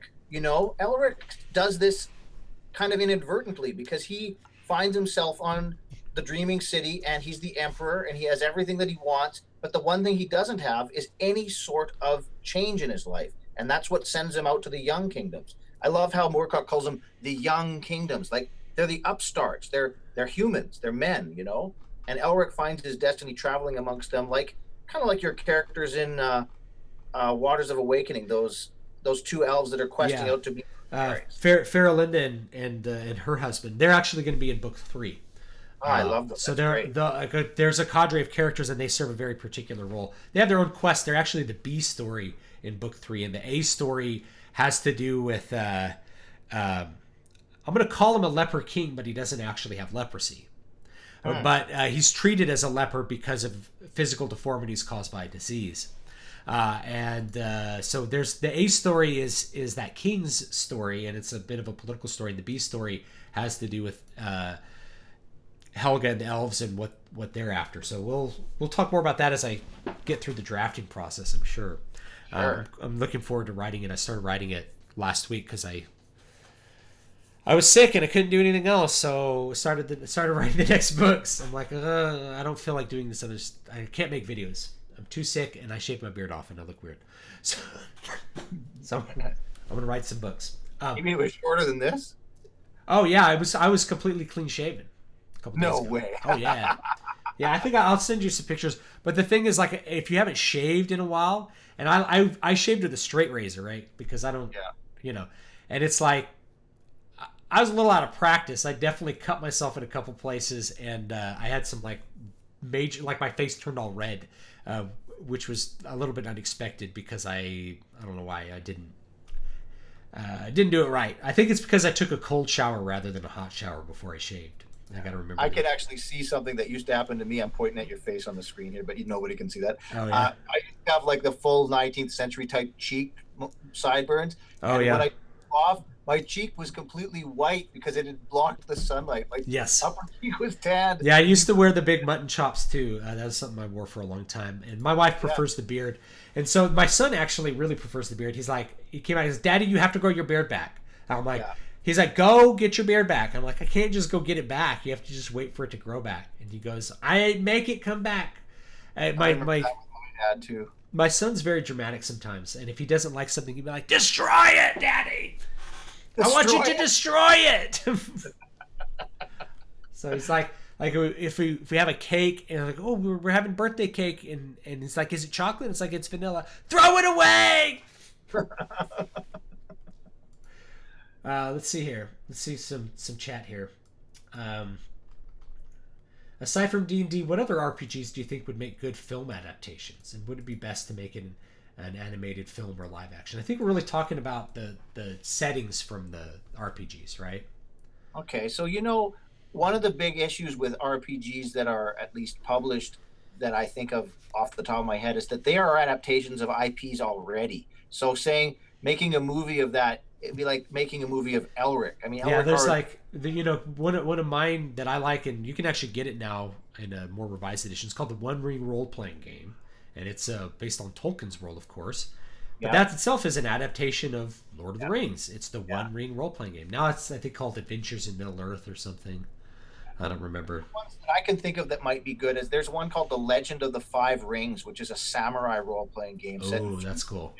I think that would be quite a cool one because you don't see enough samurai movies anymore. And another one that I thought of is, this is a really interesting one that you might be interested in, David. I think it's called Hill Folk. And it's set in, I think, just after Stone Age in Israel. And you're basically given a kind of an improv theater setting, and you play it almost without a piece of paper. And that would be another. I mean, it's one of my favorite time periods. Stone Age movies, they don't have enough of them. I like those ones. Like I do like prehistoric movies. For that reason, I think that's kind of a fun thing to think about. Things were more magical, I think that would be cool too. Quest for Fire, no dialogue, man. I They think have not a single piece of writing in the whole movie. No one speaks. I mean, can you imagine someone making a movie like that? They just yeah. gesture. Actually, I will point to one that is very close to that, which is called Valhalla Rising. Oh So yeah. Valhalla Rising, I love this movie, and me and Matt Wellman watched it on a tiny TV in Vegas one night on a Wii. Right, it was like crappy definition. It's like we didn't talk for like 2.5 hours. We just stared at the images from this movie. It was so cool. It's one of those. It took. This is what I think of like Valhalla Rising. It's like somebody saw the first like 15 minutes of The Good, the Bad, and the Ugly, where there's like no dialogue and like or just people staring at each other, and he goes, and then like someone will be like, "What are you here for?" And then like things happen, right? And he's like, "Let's do that, but Vikings for 2 hours," and they did it, and it was really cool. And then by the end, we realized like this is like Viking mythology allegory that's using Christianity. It's like drawing this parallel between the Viking mythology and the Christian mythology, because the Odin character sacrifices himself for the sun at the end, just like he would how he sacrifices himself, and his son Balder comes back in the mythology.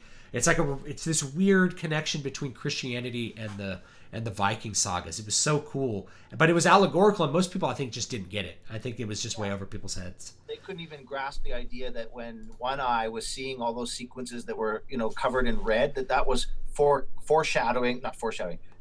He had precognitive ability to see what was going to later happen into him. All of those scenes that were in red are sequences that happen later, but you have to be an astute watcher to recognize that. Yeah. I know people that just went, this doesn't make any sense, but there was some lines in it, like, your name's One Eye because you have no name and you've only got one eye. Because you do have only one eye, and he just stares back. He's just silent. And I love the chapter headings. It's like Silent Warrior. And of course, like that precognition is something Odinic. So Odin trades his eye for a drink of mead from like the well of eternity, and gains foreknowledge of the future, including his own death. And so there's a level of fatalism and despair in Odin's character as a result of that. It's like the sacrifice to gain knowledge of the future, and also the realization with that knowledge that you can't change the future. That's something very classical. You go to the Oracle. The Oracle says your son is destined to kill his mother and marry his father. So you try everything you can to stop it, and everything you do creates the future. Yeah, it's like 12 Monkeys. So I love it. I also like that they came to the Beothuk at the end, and the Beothuk were sitting there on like on the rocks. Oh yeah, the east coast of Canada, and it was awesome. Yeah, I love that actually, and that was another subtle thing. It was like, well, they're monsters, and I'm like, no, they're natives that they're perceiving as monsters. Yeah, because everyone called that like super racist or something like that, and I was like, you're missing the point. Missing the point. Yeah, you can't do anything without someone getting upset about it these days. Let's see here. Somebody says, Bob says, what about Call of Cthulhu? I always felt Warhammer Fantasy RPG was a synthesis of Call of Cthulhu and D&D, and had similarly fragile characters. That's brilliant. That's a brilliant assessment. I played Call of Cthulhu 2 or 3 times. I didn't play it enough, but the change of it being from kind of an adventure to you being an investigator, and the whole statistic of sanity was, I thought, a brilliant idea. As your sanity slowly ticks away and you end up descending into madness, like David's videos about the descent into madness, it's exactly what they about. And you can get the paperback version of my new book doesn't exist, but you can get it for free if you're on my mailing list. It's called Voices of the Void. It's very I haven't read it yet. I gotta get that. Yeah, I need to make physical versions. I know you like physical copies. It's about the same size as Crown of Sight. It's a little bit longer. It'll be long enough that I can actually get like the name on the spine of the. Oh, nice! Book, I didn't know. It's like you get it just long enough that you can the printers will put the name. Otherwise, they won't, because if there's a slight error in the printing, then the name is like on the cover a little bit. You remember like you used to buy this with comics, if they were folded slightly wrong, you'd end up with part of the cover on the back. Yeah, I hate that. So that was always something that was they try to avoid now. Anyway, that's that. Now, it's funny that you mentioned that, because I mentioned that Warcraft is a ripoff of Warhammer, and it is.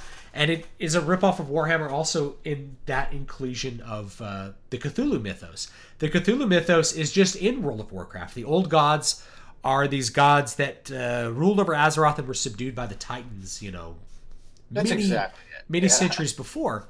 And so, but they're still able to whisper through the void to people and corrupt people with madness. And in fact, there is one of my very favorite boss fights from World of Warcraft, from my very favorite raid, which is called Ulduar. So you're, instead of fighting Yogg Sathoth, you're fighting Yogg Saron. Okay. And he's a beast like that. You actually, when you start fighting him, you end up with a sanity counter. And the more you look upon his face, the further down your sanity gets. And the sanity status not in any other fight? It's only that one? It's just that one. That's cool. It's a completely unique mechanic. And depending on how you engage with the rest of the dungeon, you can free some of the Titans and sim them, or their titanic god-like beings. They will help you in the fight. And if you don't send them down to help you, the fight gets harder and harder, because each of them will... There's one that you send down, and if you run over to her and face her, she will pray for you and restore your sanity, right? If you don't send her down, once your sanity is up, you actually lose control of your character and you start attacking the rest of the party. Oh, no way. That's awesome. So it's really cool. And so what happens is his face submerge. If you look upon his face, you start to go insane. And so as the fight goes on and on, he'll fear you. He'll give this fear buff, and when you're afraid, you just run around randomly. And so if you happen to face him when you're running around randomly, you gain madness. So as your madness counter goes up, you're constantly fighting against random events, causing random people to go mad. And if somebody goes insane in the raid, you have to kill them. It's because they'll wipe the raid. There's nothing for it. And if you resurrect somebody that's dead, they're already insane and they'll come back and try to kill you. You have to go into his brain. You have to fight his brain. And once you go into his brain, there's a bunch of different illusions that happen. It's such a cool fight, and I don't want to wax too poetic on the Yogg Saron fight. You can look it up on YouTube. It's one of the most unique raids in World of Warcraft. They never have been able to equal the aesthetic value of it, as well as that. And there was also a secret boss called Algalon the Observer. He was a Titan, and so you went in and fought him, and what he was doing is sending a signal to the Titans to destroy the Earth, because the old gods are taking back over, and the beings that they've designed perfectly have been corrupted into fleshy, weird, insane beings. Yeah. And so if you fight him hard enough, you can't destroy him. You just convince him that the world is not worth destroying. That's cool. So he just stops fighting and says, "You've convinced me that I'm not going to have the world destroyed." And so that was... Anyway, I know that's a lot of waxing poetic on there, but that madness counter was really cool. And that's a very cool mechanic, and something that... an idea that I think would be great in an RPG is some sort of madness element if you're dealing with these cosmic horrors. What do you think? I think that's brilliant, and I think that they had similar things like this, but it wasn't quite done so perfectly. I mean, they used to have checks for fear, and you'd just run, or you'd have in the DMG, that's the Dungeon Master's Guide, they had a variety of tables of what would happen if you are broke, if your nerve breaks. And I tried to do something like that in Pangea too. I think the idea of madness is more compelling, though. That's better than just running in fright or dropping your weapon or begging and crying and stuff like that. Those are the effects that would happen in D&D. But the madness, running around killing your own party members, or I thought that was cool. You could do that exclusively in a video game. There's also modules I've used that have things like cursed weapons. And so a cursed weapon, there's a random chance that it will do something that you don't want it to do. So your cursed weapon could stop you from attacking, or it could make you attack a party member. Yes, yeah. So the cursed, kind of like Elric's sword at the... Which book was it? Where he's at the statue, and he demands that the gods release the ancient being, and Stormbringer demands a life for it, and Stormbringer makes him kill his friend and steal his soul. And Doesn't it's just he like kill Rakir, the Red Archer, at that point? Is that Rakir? I thought he killed Count Smjorgen. Oh, Count Smjorgen. Yeah, he kills him. I mean, he kills him. So many people. He killed and Cimmeral. He killed Moonglum in the end. He killed Smjorgen. He killed Rakir, the Red Archer. He even killed Divum Slorm, didn't he? I don't remember. Yes. He killed so many. Yeah, but he didn't want to. But the sword did it anyway because it's a cursed blade. And so in Muramasa, that I took that to the extreme. So Muramasa, the main villain, has a cursed sword, and the cursed sword is essentially a demon, and it controls him. He's like bound up with the demon. He's like one with the demon, and so the demon's it's constantly wanting to kill people because that's its purpose. Like it thinks it's bloodthirsty. There's more to it, of course, but like I love the idea of a cursed sword, and I've played a couple different basically D&D modules. If you have a cursed weapon, it does more damage, right? So there's a cost to it. It's like, oh, it does more damage, but it could just not attack. It could refuse to attack, or it could do damage to you instead, or it could do these random effects. It could, I really liked the idea of a cost and a benefit. One of the things that I think was charming about the old system, and I don't know if they carried it forward in the further versions, but in terms of cursed items, in the center of the Dungeon Master's Guide, there's a whole list of different magic items, and there's some of them that are like what you described, where they're quite, devilish. But then there's some of them, I'm sure, it's just Gary Gygax and Tom Aronson just making a joke, because there's things like boots of dancing, so that like they look like boots of the elven kind, and from any player's position, they appear that these are going to be a sweet sort of gear that will help you walk quietly. But if you said you get yourself into a fight, you start doing the shuffle off to Buffalo and the heel and toe, and you can't stop yourself from doing it. I'm like, that's hilarious. I mean, that's like such a stupid idea. But can you imagine how funny that would be in a role-playing scenario? I think that'd be super funny. And that's actually that kind of fun appeal was something that I liked about early World of Warcraft, is they had items in the game that would do that, and they eventually removed pretty much everything that was fun that could be used in a weird way. So if you were in engineering, you could make a gnomish death ray, right? Like gnomish death ray had the potential originally to kill like the hardest bosses in the game with one shot. Yeah. But it didn't usually. Usually it had a random effect, like it would turn you into a rabbit or kill you. This is like Wand of Wonder in Dungeons and Dragons. Yeah, things that had random effects. I love the idea of random effects. Gesture and flowers come out or something, or bubbles shoot out the end of it. Yeah, I love it. Oh, let's see here. Are you familiar with Jeff Smith's Bone? And if so, what do you think of it? I'm not familiar with it. When I taught elementary school, it was big, and the kids read a lot of it. Honestly, I'm not a fan of it, but I do recognize that it's well done. In terms of cartoonish comics, the only ones that I really ever enjoyed would be sort of Tintin and Asterix, those French ones. I never liked Bone because, to me, it was childish, and the children in my class liked it. I've looked through it, and I thought that those rat creatures with the staring eyes were really well drawn, and Bone is quite an interesting adventure. It would probably make a good role-playing game, too. Question for you, if you can respond. What the heck is Bone? Is he like a bone? Like a living bone? It's very weird. I didn't read enough of it. Out of Boneville is the first book. He looks like a bone. And then there's one character that reads Moby Dick all the time and falls asleep, which I happen to be kind of insulted by, because Moby Dick's my favorite book, which I have never actually got to the end of. But I mean, it is a tremendous book. Yeah, so Moby Dick is actually one of those books where I'm like, I recommend the abridged version simply because there's whole chapters about like how to tie knots and like how the ship works, and those can be very interesting, but if they're not interesting to you, then you're going to get slogged down. It's unbelievable. There's a chapter that just suddenly, for no reason, changes into play format. So it's in the form of a script. You're like, well, that's weird. There's another chapter that's all about dissecting a whale. You're like, that's weird.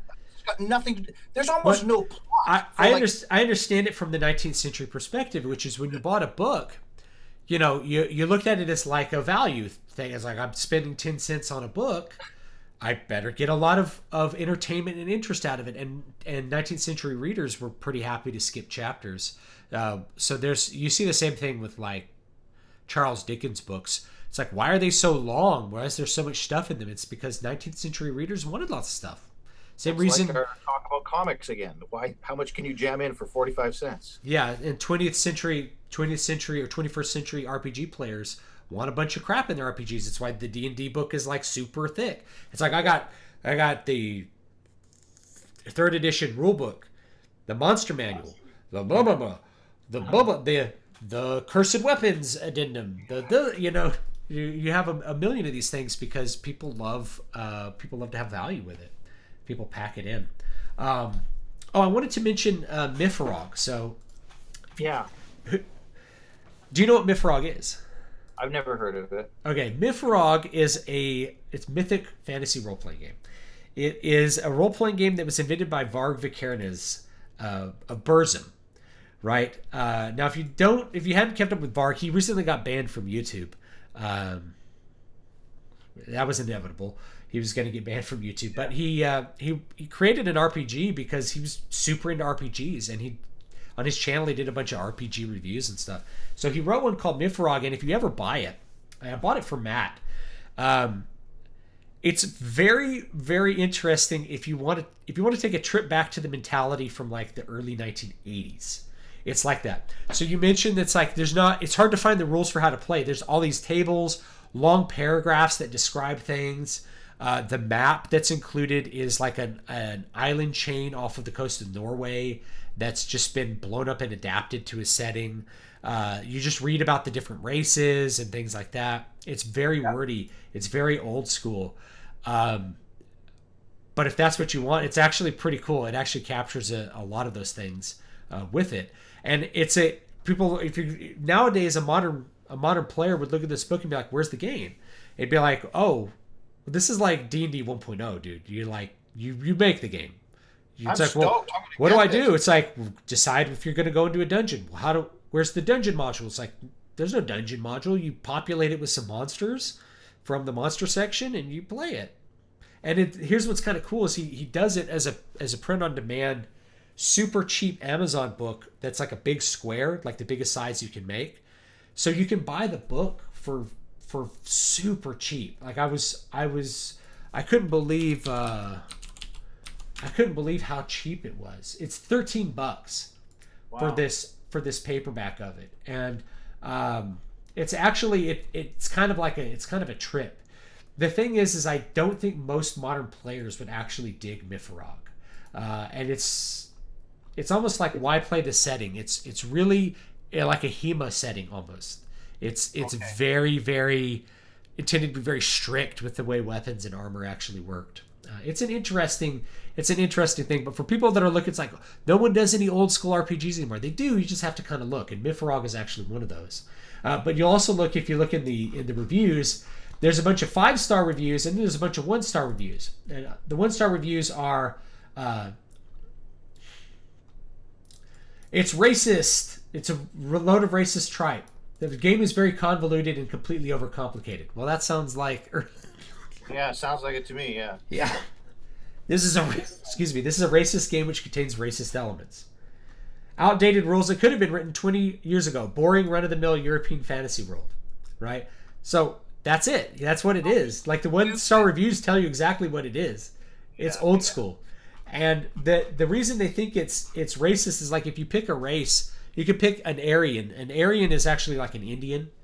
He's actually using Aryan correctly. Now people, when they say Aryan, they mean like Germans or something. Yeah, Germans. But Aryan, an Indo-Iranian kind of person. Yeah. Oh, well, he has penalties for, he has a buff to like merchant skills, but he has a penalty, like he'll catch diseases easier because he's not from that land. And it's like, that makes sense. That makes sense. Yeah. Oh, he's not hardy. He's not resistant to the cold because he's from Iran. It's like, yeah, that makes sense to me. But I think most people kind of went a little overboard with like the bad sides of being another race. And it's like, why would you play an Aryan? He's like, because that's who you want to play. You want to play an outsider who's a merchant. That I'm sure that's Varg's thinking. Varg has a reputation for being a racist, but his idea is like, every race is cool. I like my culture. So he tends to be kind of cast with the other like alt-right kind of guys. Okay. And I'm not going to say yay or nay on that, other than he's very pro-European culture, and he's a pagan. He lives in the countryside and has like 7 or 8 kids now. He's a weird guy these days. Is he British? No, he's Norwegian originally, but now he lives in the French countryside. Okay. He went to jail. So if you don't know him, he killed another black metal guy back in like 1994. He killed Euronymous after like a conflict over a recording contract. He killed him with a knife, and went to prison for 17 years for manslaughter. A bunch of that happened in the black metal community. Yeah. He's a kind of legendary guy, but he wrote an RPG called Mifrog. It's very old school, and so it kind of goes with this whole thing, which is like he only listens to like early Iron Maiden and classical music, I guess.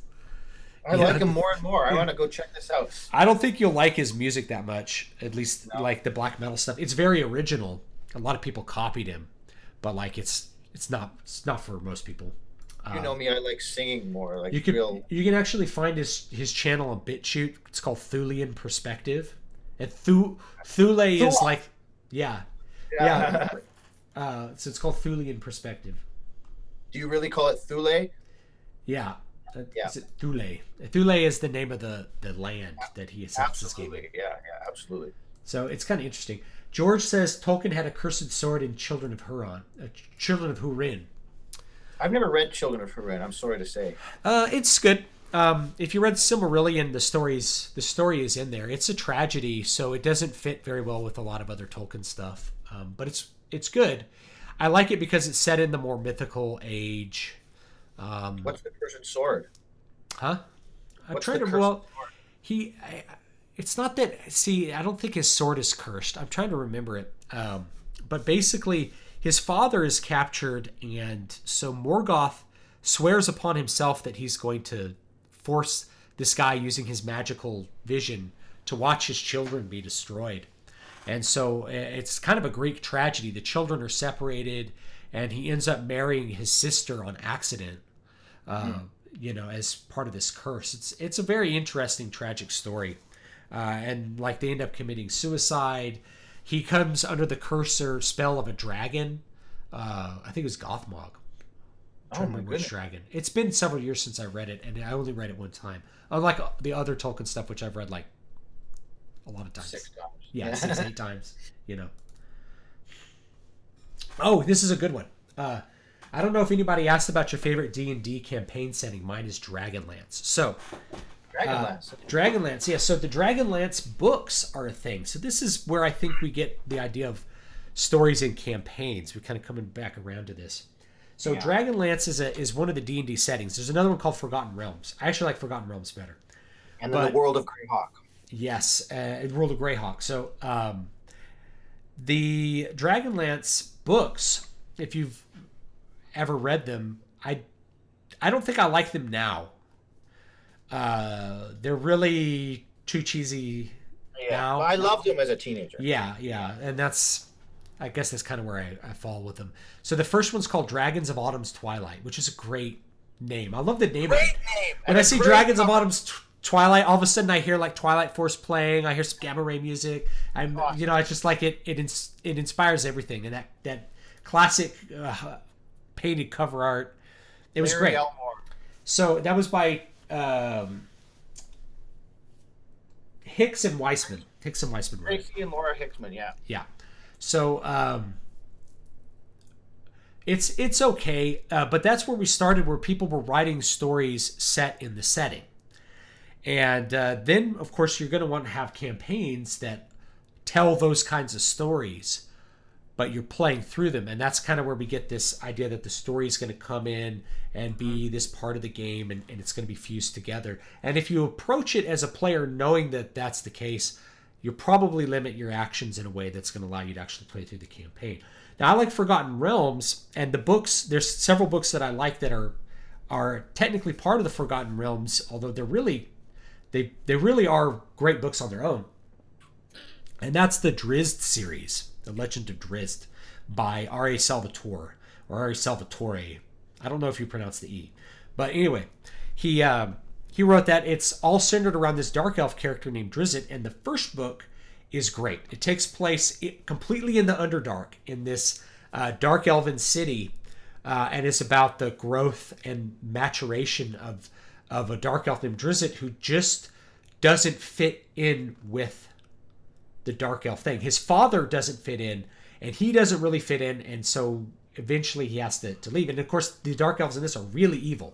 They worship this spider queen, and everything in their life is about like gaining as much power as possible. The way he describes the setting is just brilliant, especially in that first book. And the stories are still really good once Drizzt gets to the surface and is in the regular Forgotten Realms setting as it is, because each place that he goes tends to be a bit out of the ordinary. So he starts off in the Underdark, which of course there's no sunlight, and so that's very interesting. And Salvatore describes how he sees in the infrared, and how the wizards have to use candles to actually read books because they need light, but other people can sense heat. That's part of their racial setting. So the setting is defining a lot of the limits for the story, and he's not only exposing the setting indirectly, and in a lot of cases directly. R.A. Salvatore is very good at telling the story, telling you what you need to know directly without it feeling like he's telling you. So it's very good direct exposition. And it goes through the whole thing. It's great. The story that he tells in those first 3 books are really good. Then you go to the surface and he ends up in Icewind Dale, which is far northern territory with barbarians and all that kind of cool stuff. So it really is a great little series to read. I haven't finished the series, but the Forgotten Realms setting is what those books are written in. And I'm not sure how exactly Wizards of the Coast, or who actually owned... they were written before Wizards of the Coast had D&D. Yeah, it was TSR. TSR, yeah. I'm not sure how they arranged that, but it turned out pretty well. I mean, they're great books for the fantasy genre, independent of any relationship with Dungeons & Dragons. You don't have to like D&D to like those books.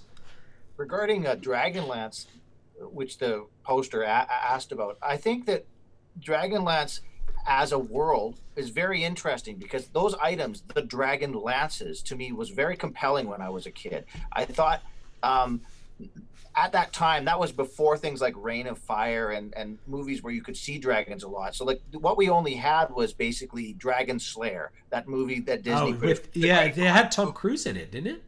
No, that's Legend. Yeah, that's Legend. Dragon Slayer. God, who directed it? In it? Like, it's a tremendous movie, actually, and the dragon in it is named Vermithrax. Vermithrax. Matthew Robbins was the director. Now I remember. It's a tremendous movie. Yeah, it's actually I have such vivid memories of watching that movie as a kid. It had a big impact on me. My parents were watching it, and they're like, "This is going to be too intense for you," and I'm like, "Don't touch me! I watch this." Let me watch it. You know what killed me about that was that kid, Galen, I think his name was, the boy that was the hero. He had a shield made out of scales from a dragon, which he picked off of the shell of the rocks, because they shed their scales like a lizard. And he picked all those things, and his girlfriend made them into a shield. And when Vermithrax shot at him, he raised it, not sure what would happen, and it repelled the fire. And I was like, that is so hardcore, because a dragon's scale is impervious to fire. I thought it was totally awesome. Yeah, that was well, I used that in Garamish and the Farmer, right? The fairy tale. So he gives him several gifts, right? And so one of the gifts is one scale. It's like, well, a dragon scale. And it turns out the reason, I was like, this dragon scale is impenetrable. Any force that's directed to it is immediately turned outward. So the hardest blow goes back to the person who strikes you. Yeah. And so Garamish was a great story, guys. You got to read it if you haven't read it. It's great. It's free. Like, it's one of my free stories on Amazon, just for people to, hey, here's a free story, read it, and then you know who I am. And you know what else about it? I'm just going to add this. It's a great story that promotes rationality in a way that I don't see that often being put forward. I thought it was wonderful in that. Yeah, I constructed it as a fairy tale to teach kids a couple lessons. So, the first lesson is, I'm trying to remember what. Oh, yeah, first lesson is they have to pick up rocks. And so incredible. The farmer, of course, he's clever. The first one is he's cleverer than the big, strong warrior and hunter. So he lifts the rocks using tools, because that's wiser than trying to put your back into it. So he lifts a monolith, whereas everyone else can just lift a rock. He lifts something exponentially bigger. So the first lesson is use your mind to accomplish the task with less effort. You don't need to be big and strong to move mountains. You just have to be smart. And the second task is you have to build a wall. And so the result is it's much easier to build a wall if people will help you, right? So tasks that are insurmountable are much easier if you can leverage friendships and social ties. And the third one was, what was the third one? I wrote this book and I can't remember the third one. Because the fourth one was the third one was slaying Garamesh. And so the third one was really not acting rashly and without, it's being careful and judicious and not acting hastily and wrathfully, not killing without reason. And so because examining what is in front of you, and it turns out Garamish is actually not dangerous in terms of being violent. He's in pain. Yeah, and that's it. And so because he acted with compassion, everything turns out the better for him. And then the fourth task is, think of a gift, which is, everybody thinks of what's the most expensive, shiny, impressive thing. He goes, well, what's the thing that's going to mean the most to the person I'm giving it to? So each of those lessons was designed to kind of tell something to kids, which is like with a gift, it's really about finding the gift for the person that you're giving it to. If somebody gives me a gold bar, well, that's great because it's worth a lot of money. But if somebody gives me a Hello Kitty guitar, knowing that that's a collectible item that I think is really cool, that means a lot more to me. My wife bought me that guitar, by the way. So that was actually a Christmas present from my wife. Was this Hello Kitty guitar? It's a Strat body. Yeah, it's a Strat. It's made by Fender. It's kind of a collectible item. It sounds really good for rhythm guitar. It doesn't have a tone pot. It's just volume. So it has a big open bright sound. So it's really good for metal. Like if you're playing like thrash metal riffs, anything where you're doing a lot of that palm muting Metallica sound, it sounds really good for that. So anyway, yes, I do have an audio version. So Film Girl, listen to the audio version. Let's see. There's some other stuff. If Dragonlance were released today, it would be young adult fiction. Yeah, for Ready Set Go. Yeah. I think it would be, and I think it nails that. It would stand outside the genre. I think it would actually be unique for the genre today because it doesn't have an everyman protagonist that's designed for just every kid to each character is different and has different strengths and weaknesses. Thousands, it's got Stern Brightblade and it's got Tanis and it's got Karaman and Raistlin and Tika Whalen. They're just like, who's the main? I guess Tanis is the main character. Tanis is the leader, but he's not really even the main character because each character has their own attributes and has their own story, their own little character arc that's associated. So Raistlin, he's the wizard. He's super weakened by his like magical quest, but he's also really powerful. So it kind of represents a role-playing archetype, which is the glass cannon. He's a glass cannon. He could barely. His brother, I think Caramon is his brother. Yeah. He has to literally carry the wizard because the wizard's too weak to walk some of the times. But the wizard is able to unleash powerful fire spells to completely wipe out everybody. He's the classic powerful wizard. Like I met Larry Elmore, and I met him at Comic-Con, and I said to him, "I love your paintings. I mean, on those modules they were killer, but the Dragonlance paintings were the standout." I said, "Which was your favorite character to paint?" I'm expecting some great answer. And he went, Tanis or Tasselhoff Burfoot. I'm like, Tasselhoff Burfoot, your favorite to paint? I hate him. He's like the suckiest. Which one's Tasselhoff? Is he the halfling or is he the dwarf? Yeah, they call him a Kender. He's a Kender. Yeah. You're right. He's a Kender. And he's always, he has no fear. So he's a character that, he's just there to get them into trouble, it feels like. Yeah. He was stupid. I thought he sucked, but Larry Elmore said he liked painting him the best, so that was weird. Well, he's not human, so he's a little different, right? So we tend to think of elves as like pretty humans with ears. Yeah. And orcs are like ugly humans with tusks. So I try to make my orcs also very different from regular orcs. You did, yeah, that's so true. So they really are physically quite different and not necessarily ugly, but they have just a different set of facial features. And what people may not have figured out if they haven't read Crown of Sight is that the Drycenith are the orcs. But the orcs are a different culture from the Drycenith. So they're the same race, but the orcs are more like the fallen version of the Drycenith. They're larger than people. They're more robust in lots of different ways, but they're mortal like people, but they don't have the same gods. They don't have the same culture as people at all. We haven't gotten to know a whole lot of the orcs except them outside their culture as wandering mercenaries, but they're quite a bit different from the human cultures in the way that they view death, because they view death. The orcs their ancestral religion is based around an evil god who allows the body to be reanimated by the soul, which is considered horrific by other races, right? So you can achieve immortality if you're great enough, which is Dirgash the Unbinder will allow your soul to come back. That's so satanic. Yeah, well, that's the big plot of what's going to be book 4, and I could send you the first couple chapters of book 4, which I wrote, where they're crossing the desert, but they go back to this empire and they discover some interesting things about what's happened because they're separated by this metaphysical, not just it's a literal desert, but it's also a metaphysical desert. Awesome. It's a Fey desert, kind of like. What this all means, David, is that it means you need the Eternal Dream role-playing game. That's what we need. Yeah, well, a lot of people ask me about it. It's like, are you going to do an RPG for this? I'm like, I totally would love to, because I love RPGs that much. But it's more about taking the setting and figuring out how those get expressed into a rule system. Mm-hmm. So, one of the things I actually thought about doing as far as a Magic in a combat system was to use something that's more like Magic the Gathering, where you use a set of cards. Rather than, you could do this power once a day. Well, you have a set of cards, and so if you're a wizard, you're pulling your cards out, and that's like your recollection of the spell, your recollection of the concept. In order to actually perform a spell, you have to have concentration, and you have to be able to conceive of the concept. You're tapping into the metaphysical realm in order to produce fire or to make people not pay attention to you. So wizarding is really your connection with metaphysical reality, that which sort of generates reality. So your card's like, okay, I have a fire spell.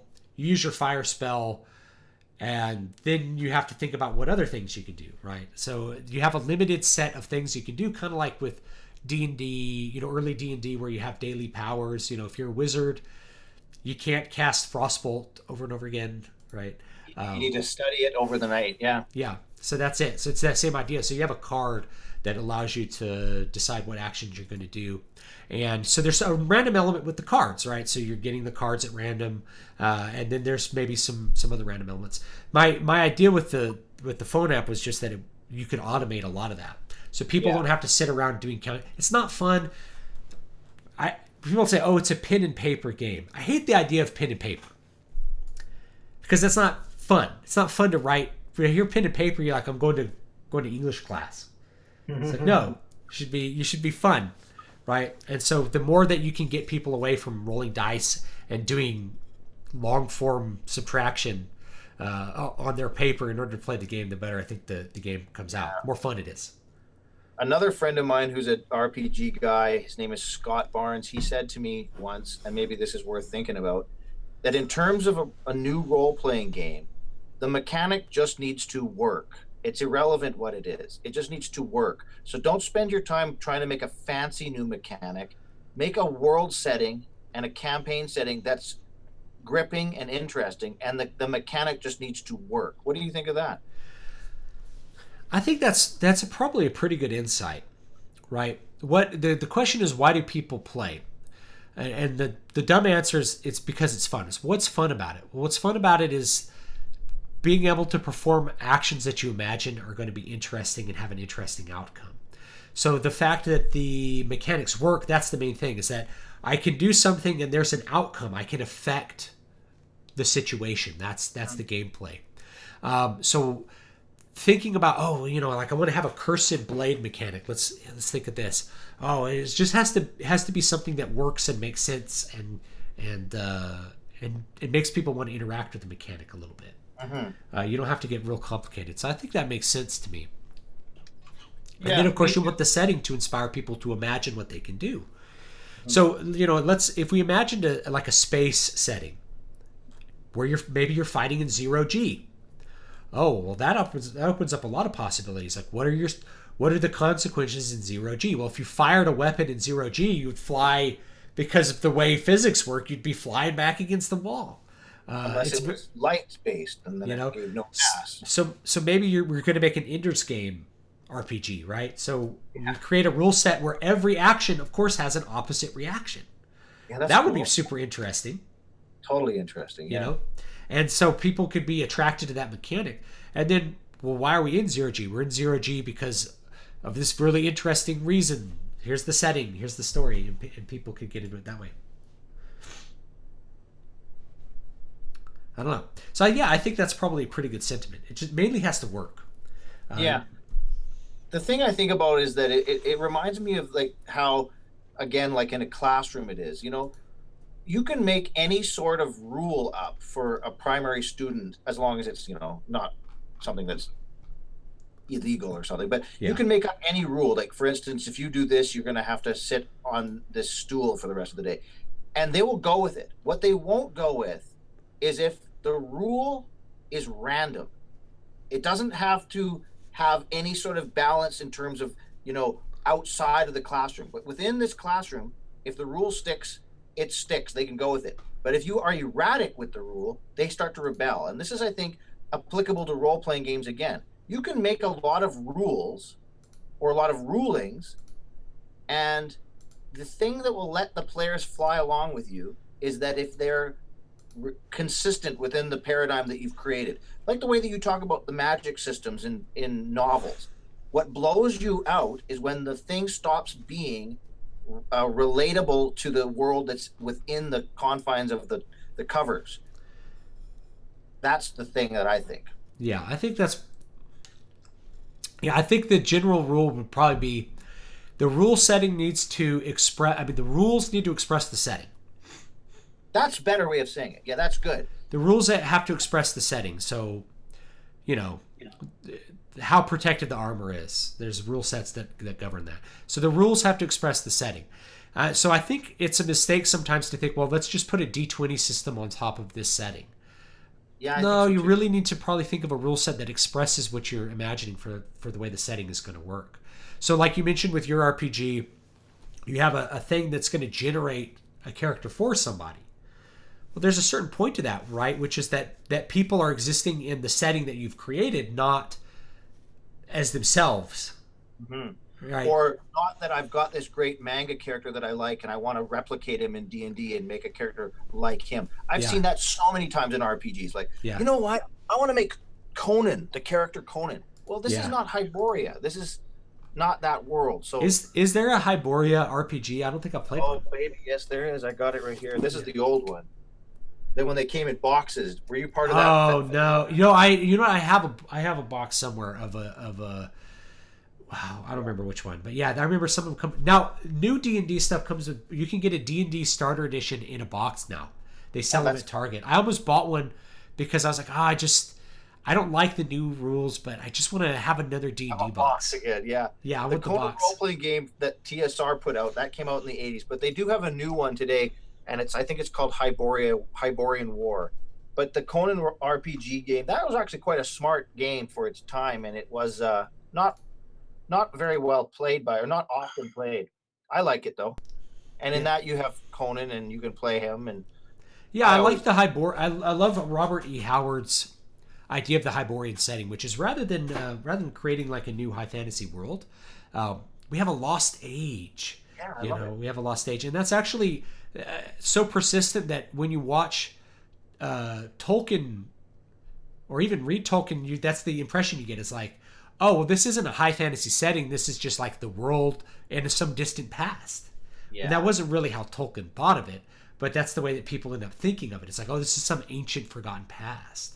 In a time when hobbits, the time of hobbits, They sort of implied that in the movies, that the hobbits are going to turn into humans one day. And I was like, what? Is that part of Tolkien? Hobbits are, in terms of lore, they are technically a subspecies of human. Like, they are humans. Oh, so that's legit, eh? Yeah, they're descended from fisher folk, which are little people. So they're people, they live as long as humans, they act like humans. They're a little bit different.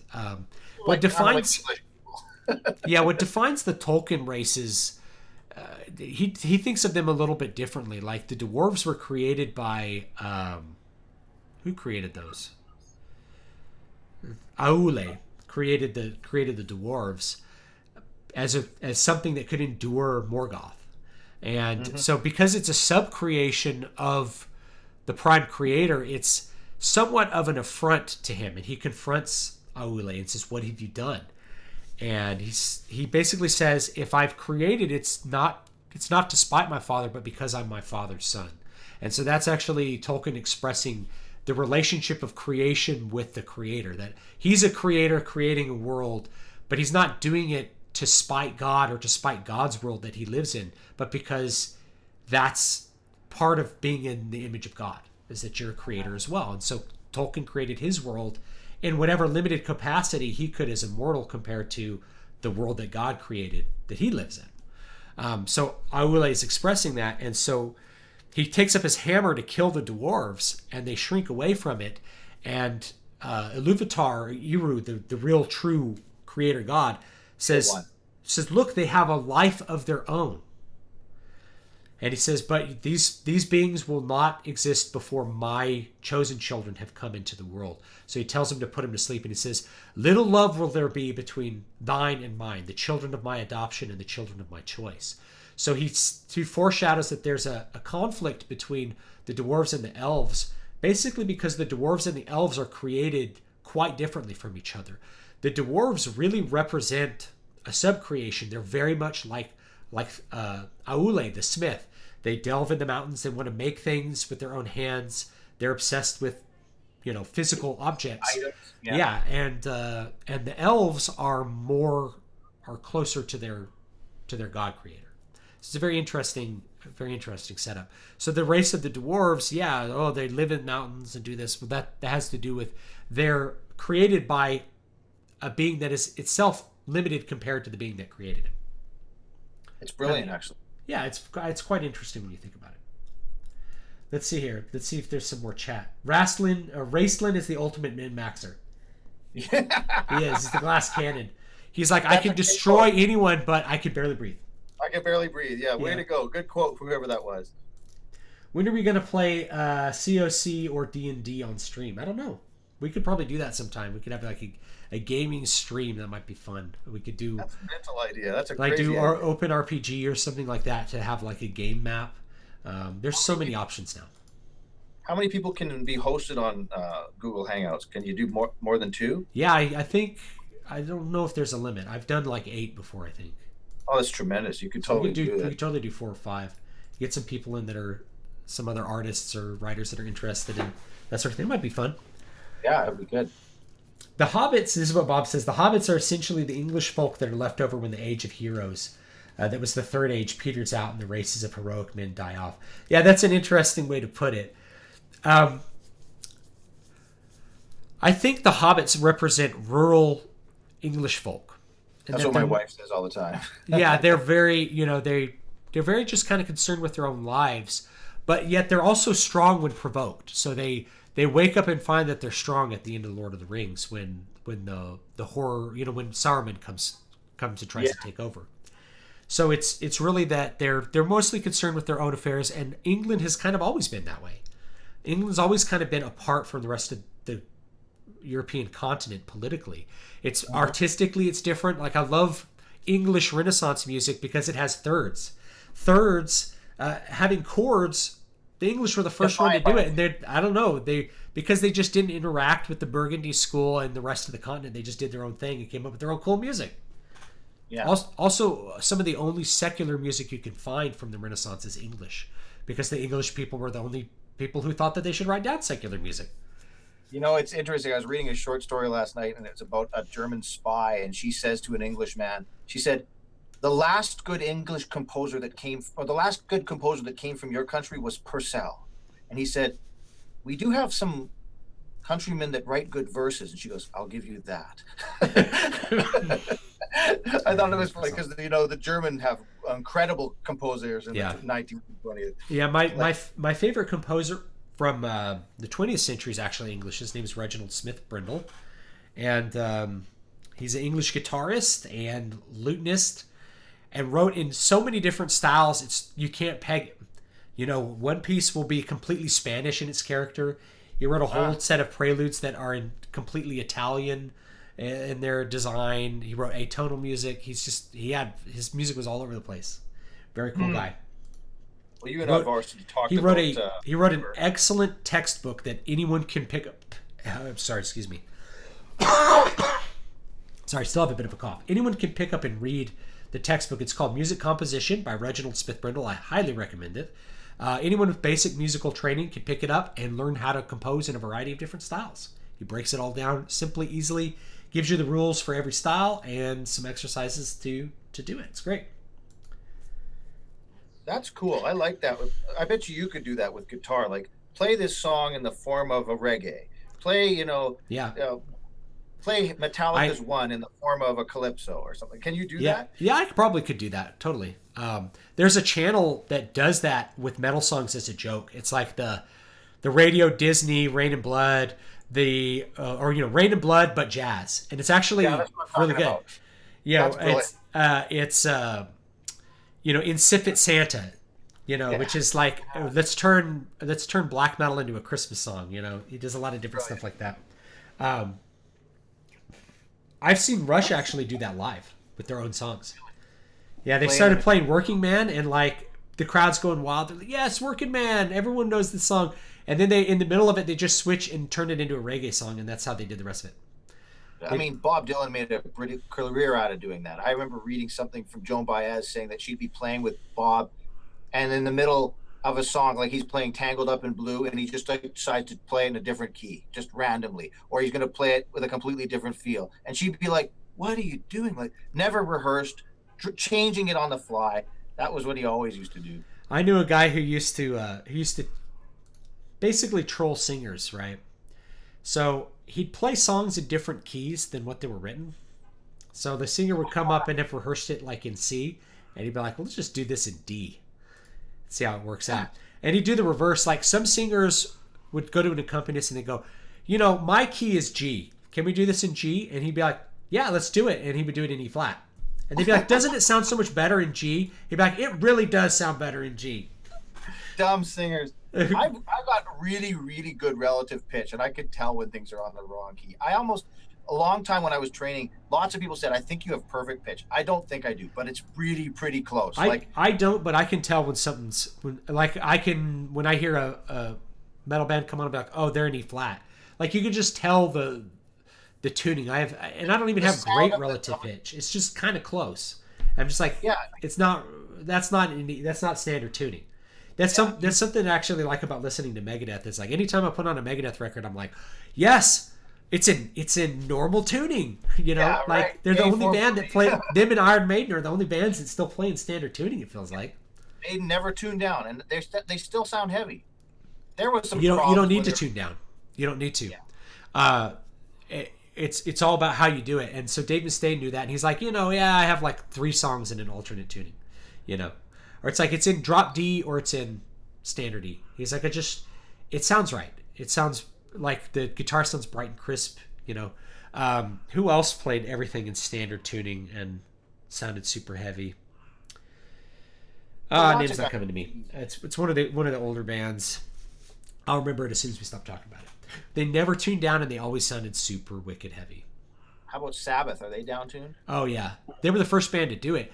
But the story was, Tony Iommi did it. So this is the weird thing, right? A lot of people learn Sabbath songs by ear with the incorrect fingerings because what happened was Tony Iommi couldn't press the strings. He plays a damaged finger. He cut off. He lost like the end of his middle finger. So they took the regular strings and they tuned them down a fifth, like all the way down to B or something like that.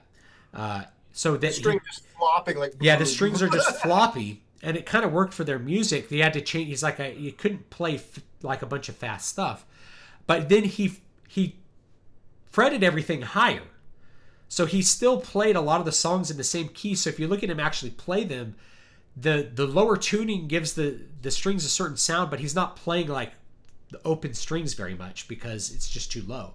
And so that's how the Sabbath tuning kind of came about, was he couldn't physically press the strings, and then they ended up liking the sound of it and used it for a lot of things. But Heaven and Hell isn't standard tuning. Yeah, it is. Most of the songs. I think there's like one song in a down tune. I think it's Lonely is the Word.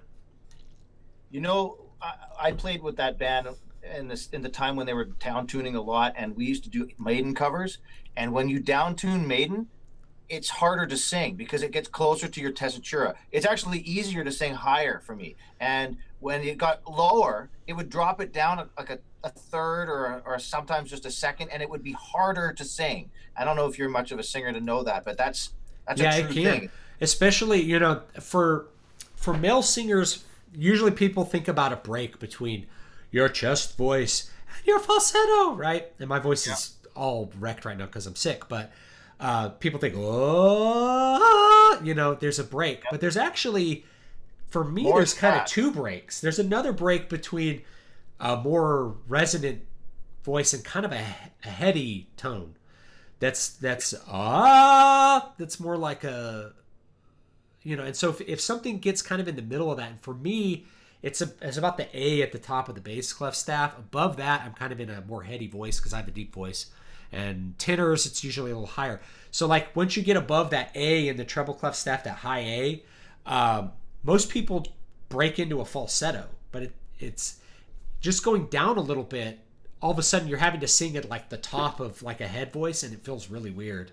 And it has You're a going much back and forth over your passaggio. Yeah. Like that is called your passaggio, right? And that transition changes based on people's voices. But if you have to go around that, it's quite unstable there, and you have to do a lot of training to make that sound right. And sometimes different vowels don't sit in the right place. You want to sing that more chesty, or you want to sing it more heady, and it comes out really strident sounding. But Maiden, for instance, being played in A440, and Bruce sings way up there. Like his melodies, they're often sitting around A and up to B and all over there. The melody, if you drop that down a third, it becomes harder to sing it, and I experience that a lot. We're talking about singing here. I was like, oh man, I want to say so much stuff about it. Yeah, but yeah, I get the idea. That's we're at 8:30, so we probably ought to wrap this up. We've gone over a little bit of time. Let's get to the last couple chats, and then we'll probably call it a night. Is that okay? Absolutely. We talk too many things about different stuff. Yeah, I mean, we could do a whole stream just on like metal singers, and why I think certain ones are so much better than others. Because I thought of like 20 things to say. I'm like, oh yeah, let's talk about Rob Halford and talk about King Diamond. We'll talk about it's like talk about how they sing. It's like how I think Rob's losing it a little bit. Anyway. Yeah, he definitely is. He's old though, man. Like it's really hard to keep your voice when you age. The only person I could think of who really didn't lose much of that voice was Dio, man. Dio's great all the way up to his death. Yeah. Yeah, he was great. I couldn't believe it. Not Kai Hansen. He sounds poor. Who does?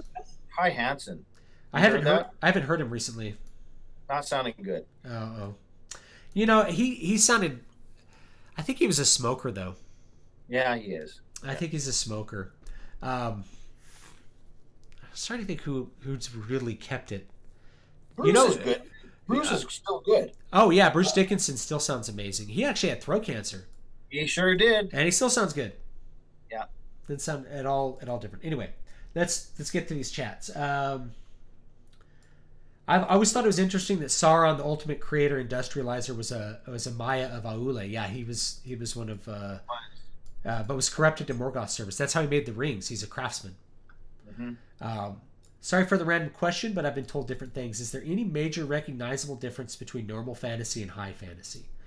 So, my thing about high fantasy as a setting is a different world from ours. Fantasy as just a collection is anything which contains fantastical, non-real elements. Yeah. So Dresden Files is fantasy because it's got wizards. Harry Potter's fantasy. Harry Potter, some people make the case that it's high fantasy. It's really kind of a contemporary fantasy, or what I call as a setting low fantasy, which is our world plus some magic, right? And that's how I define high fantasy. As a literary genre, high fantasy usually involves not just another world, but large epic events. Whereas adventure fantasy would be like Conan. Yep. High fantasy would be Lord of the Rings. Would you call it heroic fantasy, Conan? Yeah, same thing. Adventure fantasy and heroic. Heroic fantasy is Conan because it's a main hero. Adventure fantasy would be like Dragonlance. Yeah. But you could also say that that's epic fantasy or high fantasy. The literary genres get crossed over. As a setting type, high fantasy just means it's a new world that's not ours. Let's see what else here. It's not our fault. Our government, there are good people in England.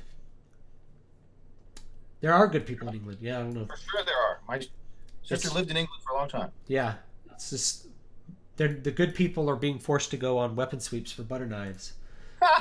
Every time I see it, there's this thing on Twitter where like these different police departments and parts of areas around London are, here's what we caught in the weapon sweep, and it's a collection of things, none of which are weapons.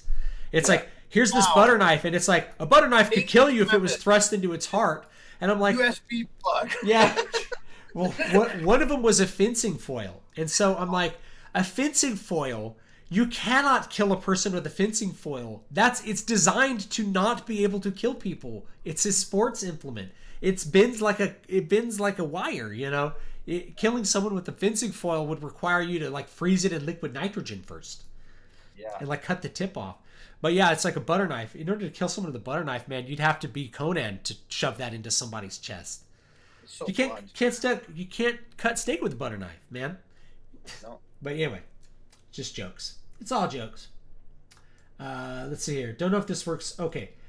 Someone says they're quite young. I'm pretty young and I've only played FFG, Star Wars / Genesis. Do you have any experience with either of those? I don't. I haven't played any Star Wars RPGs. I have the Star Wars like collectible card game from the 90s, but I've never played the RPGs. Yeah, I've played Star Wars RPG, but I don't know what you said at the beginning. FF, what was that? FFG, I'm not sure what that is. I don't know what that means. I've played Star Wars role-playing game before. It was fun. Yeah, I haven't played one. It's probably fun. It's a great setting. Star Wars is a great setting. Lots of possibilities, huge numbers of races, lots of different class possibilities, especially when you consider like Jedi and Force users can be a class. I love the conflict between like light side, dark side. Yeah. That's what point about these IPs that become role-playing games, I think that we haven't said before, is one of the problems is that because the IP exists already and it's so strong, it draws the game master often into very generic cliches that are just sort of basic retellings of the movie or the things like that. And I find that that's quite a limiter. I find that when they're so strongly tied to the IP, that they end up being not as great a role-playing game. Yeah, that's an interesting thing because of course you're trying to express the setting. One of the things, there's a classic PC and Xbox RPG, KOTOR. A lot of people, it's on their top 10 games list. It's a D20 system that's just adapted for a computer role-playing game. And it works pretty well for Star Wars. However, it's the things they added onto it that actually make it feel like Star Wars. They added on this light side, dark side system where every decision you make gives you like a point into light side or dark side. And depending on the accumulation of your decisions, the end of the game, you can have a dark side ending or a light side ending. And that was pretty cool. But it was the dark side, light side thing that was interesting, not the D20 system. The D20 system was kind of old news and actually didn't even fit that well. Huh. Let's see here. Should check out Scottish police tweeting that they have people paid on staff to check for offensive language on Twitter. It's true. You can get. There was somebody came and got confronted by the police for dead naming someone on Twitter, which is referring to somebody who's transgender as their original gender. So yeah, that's a real thing. Bob, if you do an RPG on stream, let me know if you need a good rat catcher in his small but vicious dog. Yeah. All right. Okay, that's probably it. Anything else to say? What are your websites and your Patreon? Oh, sure. Pangea Well, RPG? the hub of all of it is my general website, which is whiteknightsillustration.com. My last name is White, and knights are like, on a horse. whiteknightsillustration.com. You can get to my Patreon from there. You can get to my YouTube from there. You can even get to my Twitter from there. So if you go there, you can go and support me in any of the ways that I've listed. Yeah. And if Pangea comes to fruition, I'm sure we'll do some content on. Maybe we'll play Pangea. We'll play it. Yeah, play it on stream. Yeah, it would be really cool. Fun. Anyway, so thanks so much for joining me, Jesse. I really do appreciate it, and thanks to everybody in the chat for watching. Hopefully this has been entertaining for you. Sorry I missed last week, but things come up, and you got to deal with real life sometimes, and That's what's kind of cool about being independent, is that I can cancel a show instead of, losing my job, because I don't want to lose my job. Gave him double long tonight, though. Oh yeah, yeah. We went double long today, so you still get the value. So thanks, folks, and we'll see you guys next time. Bye.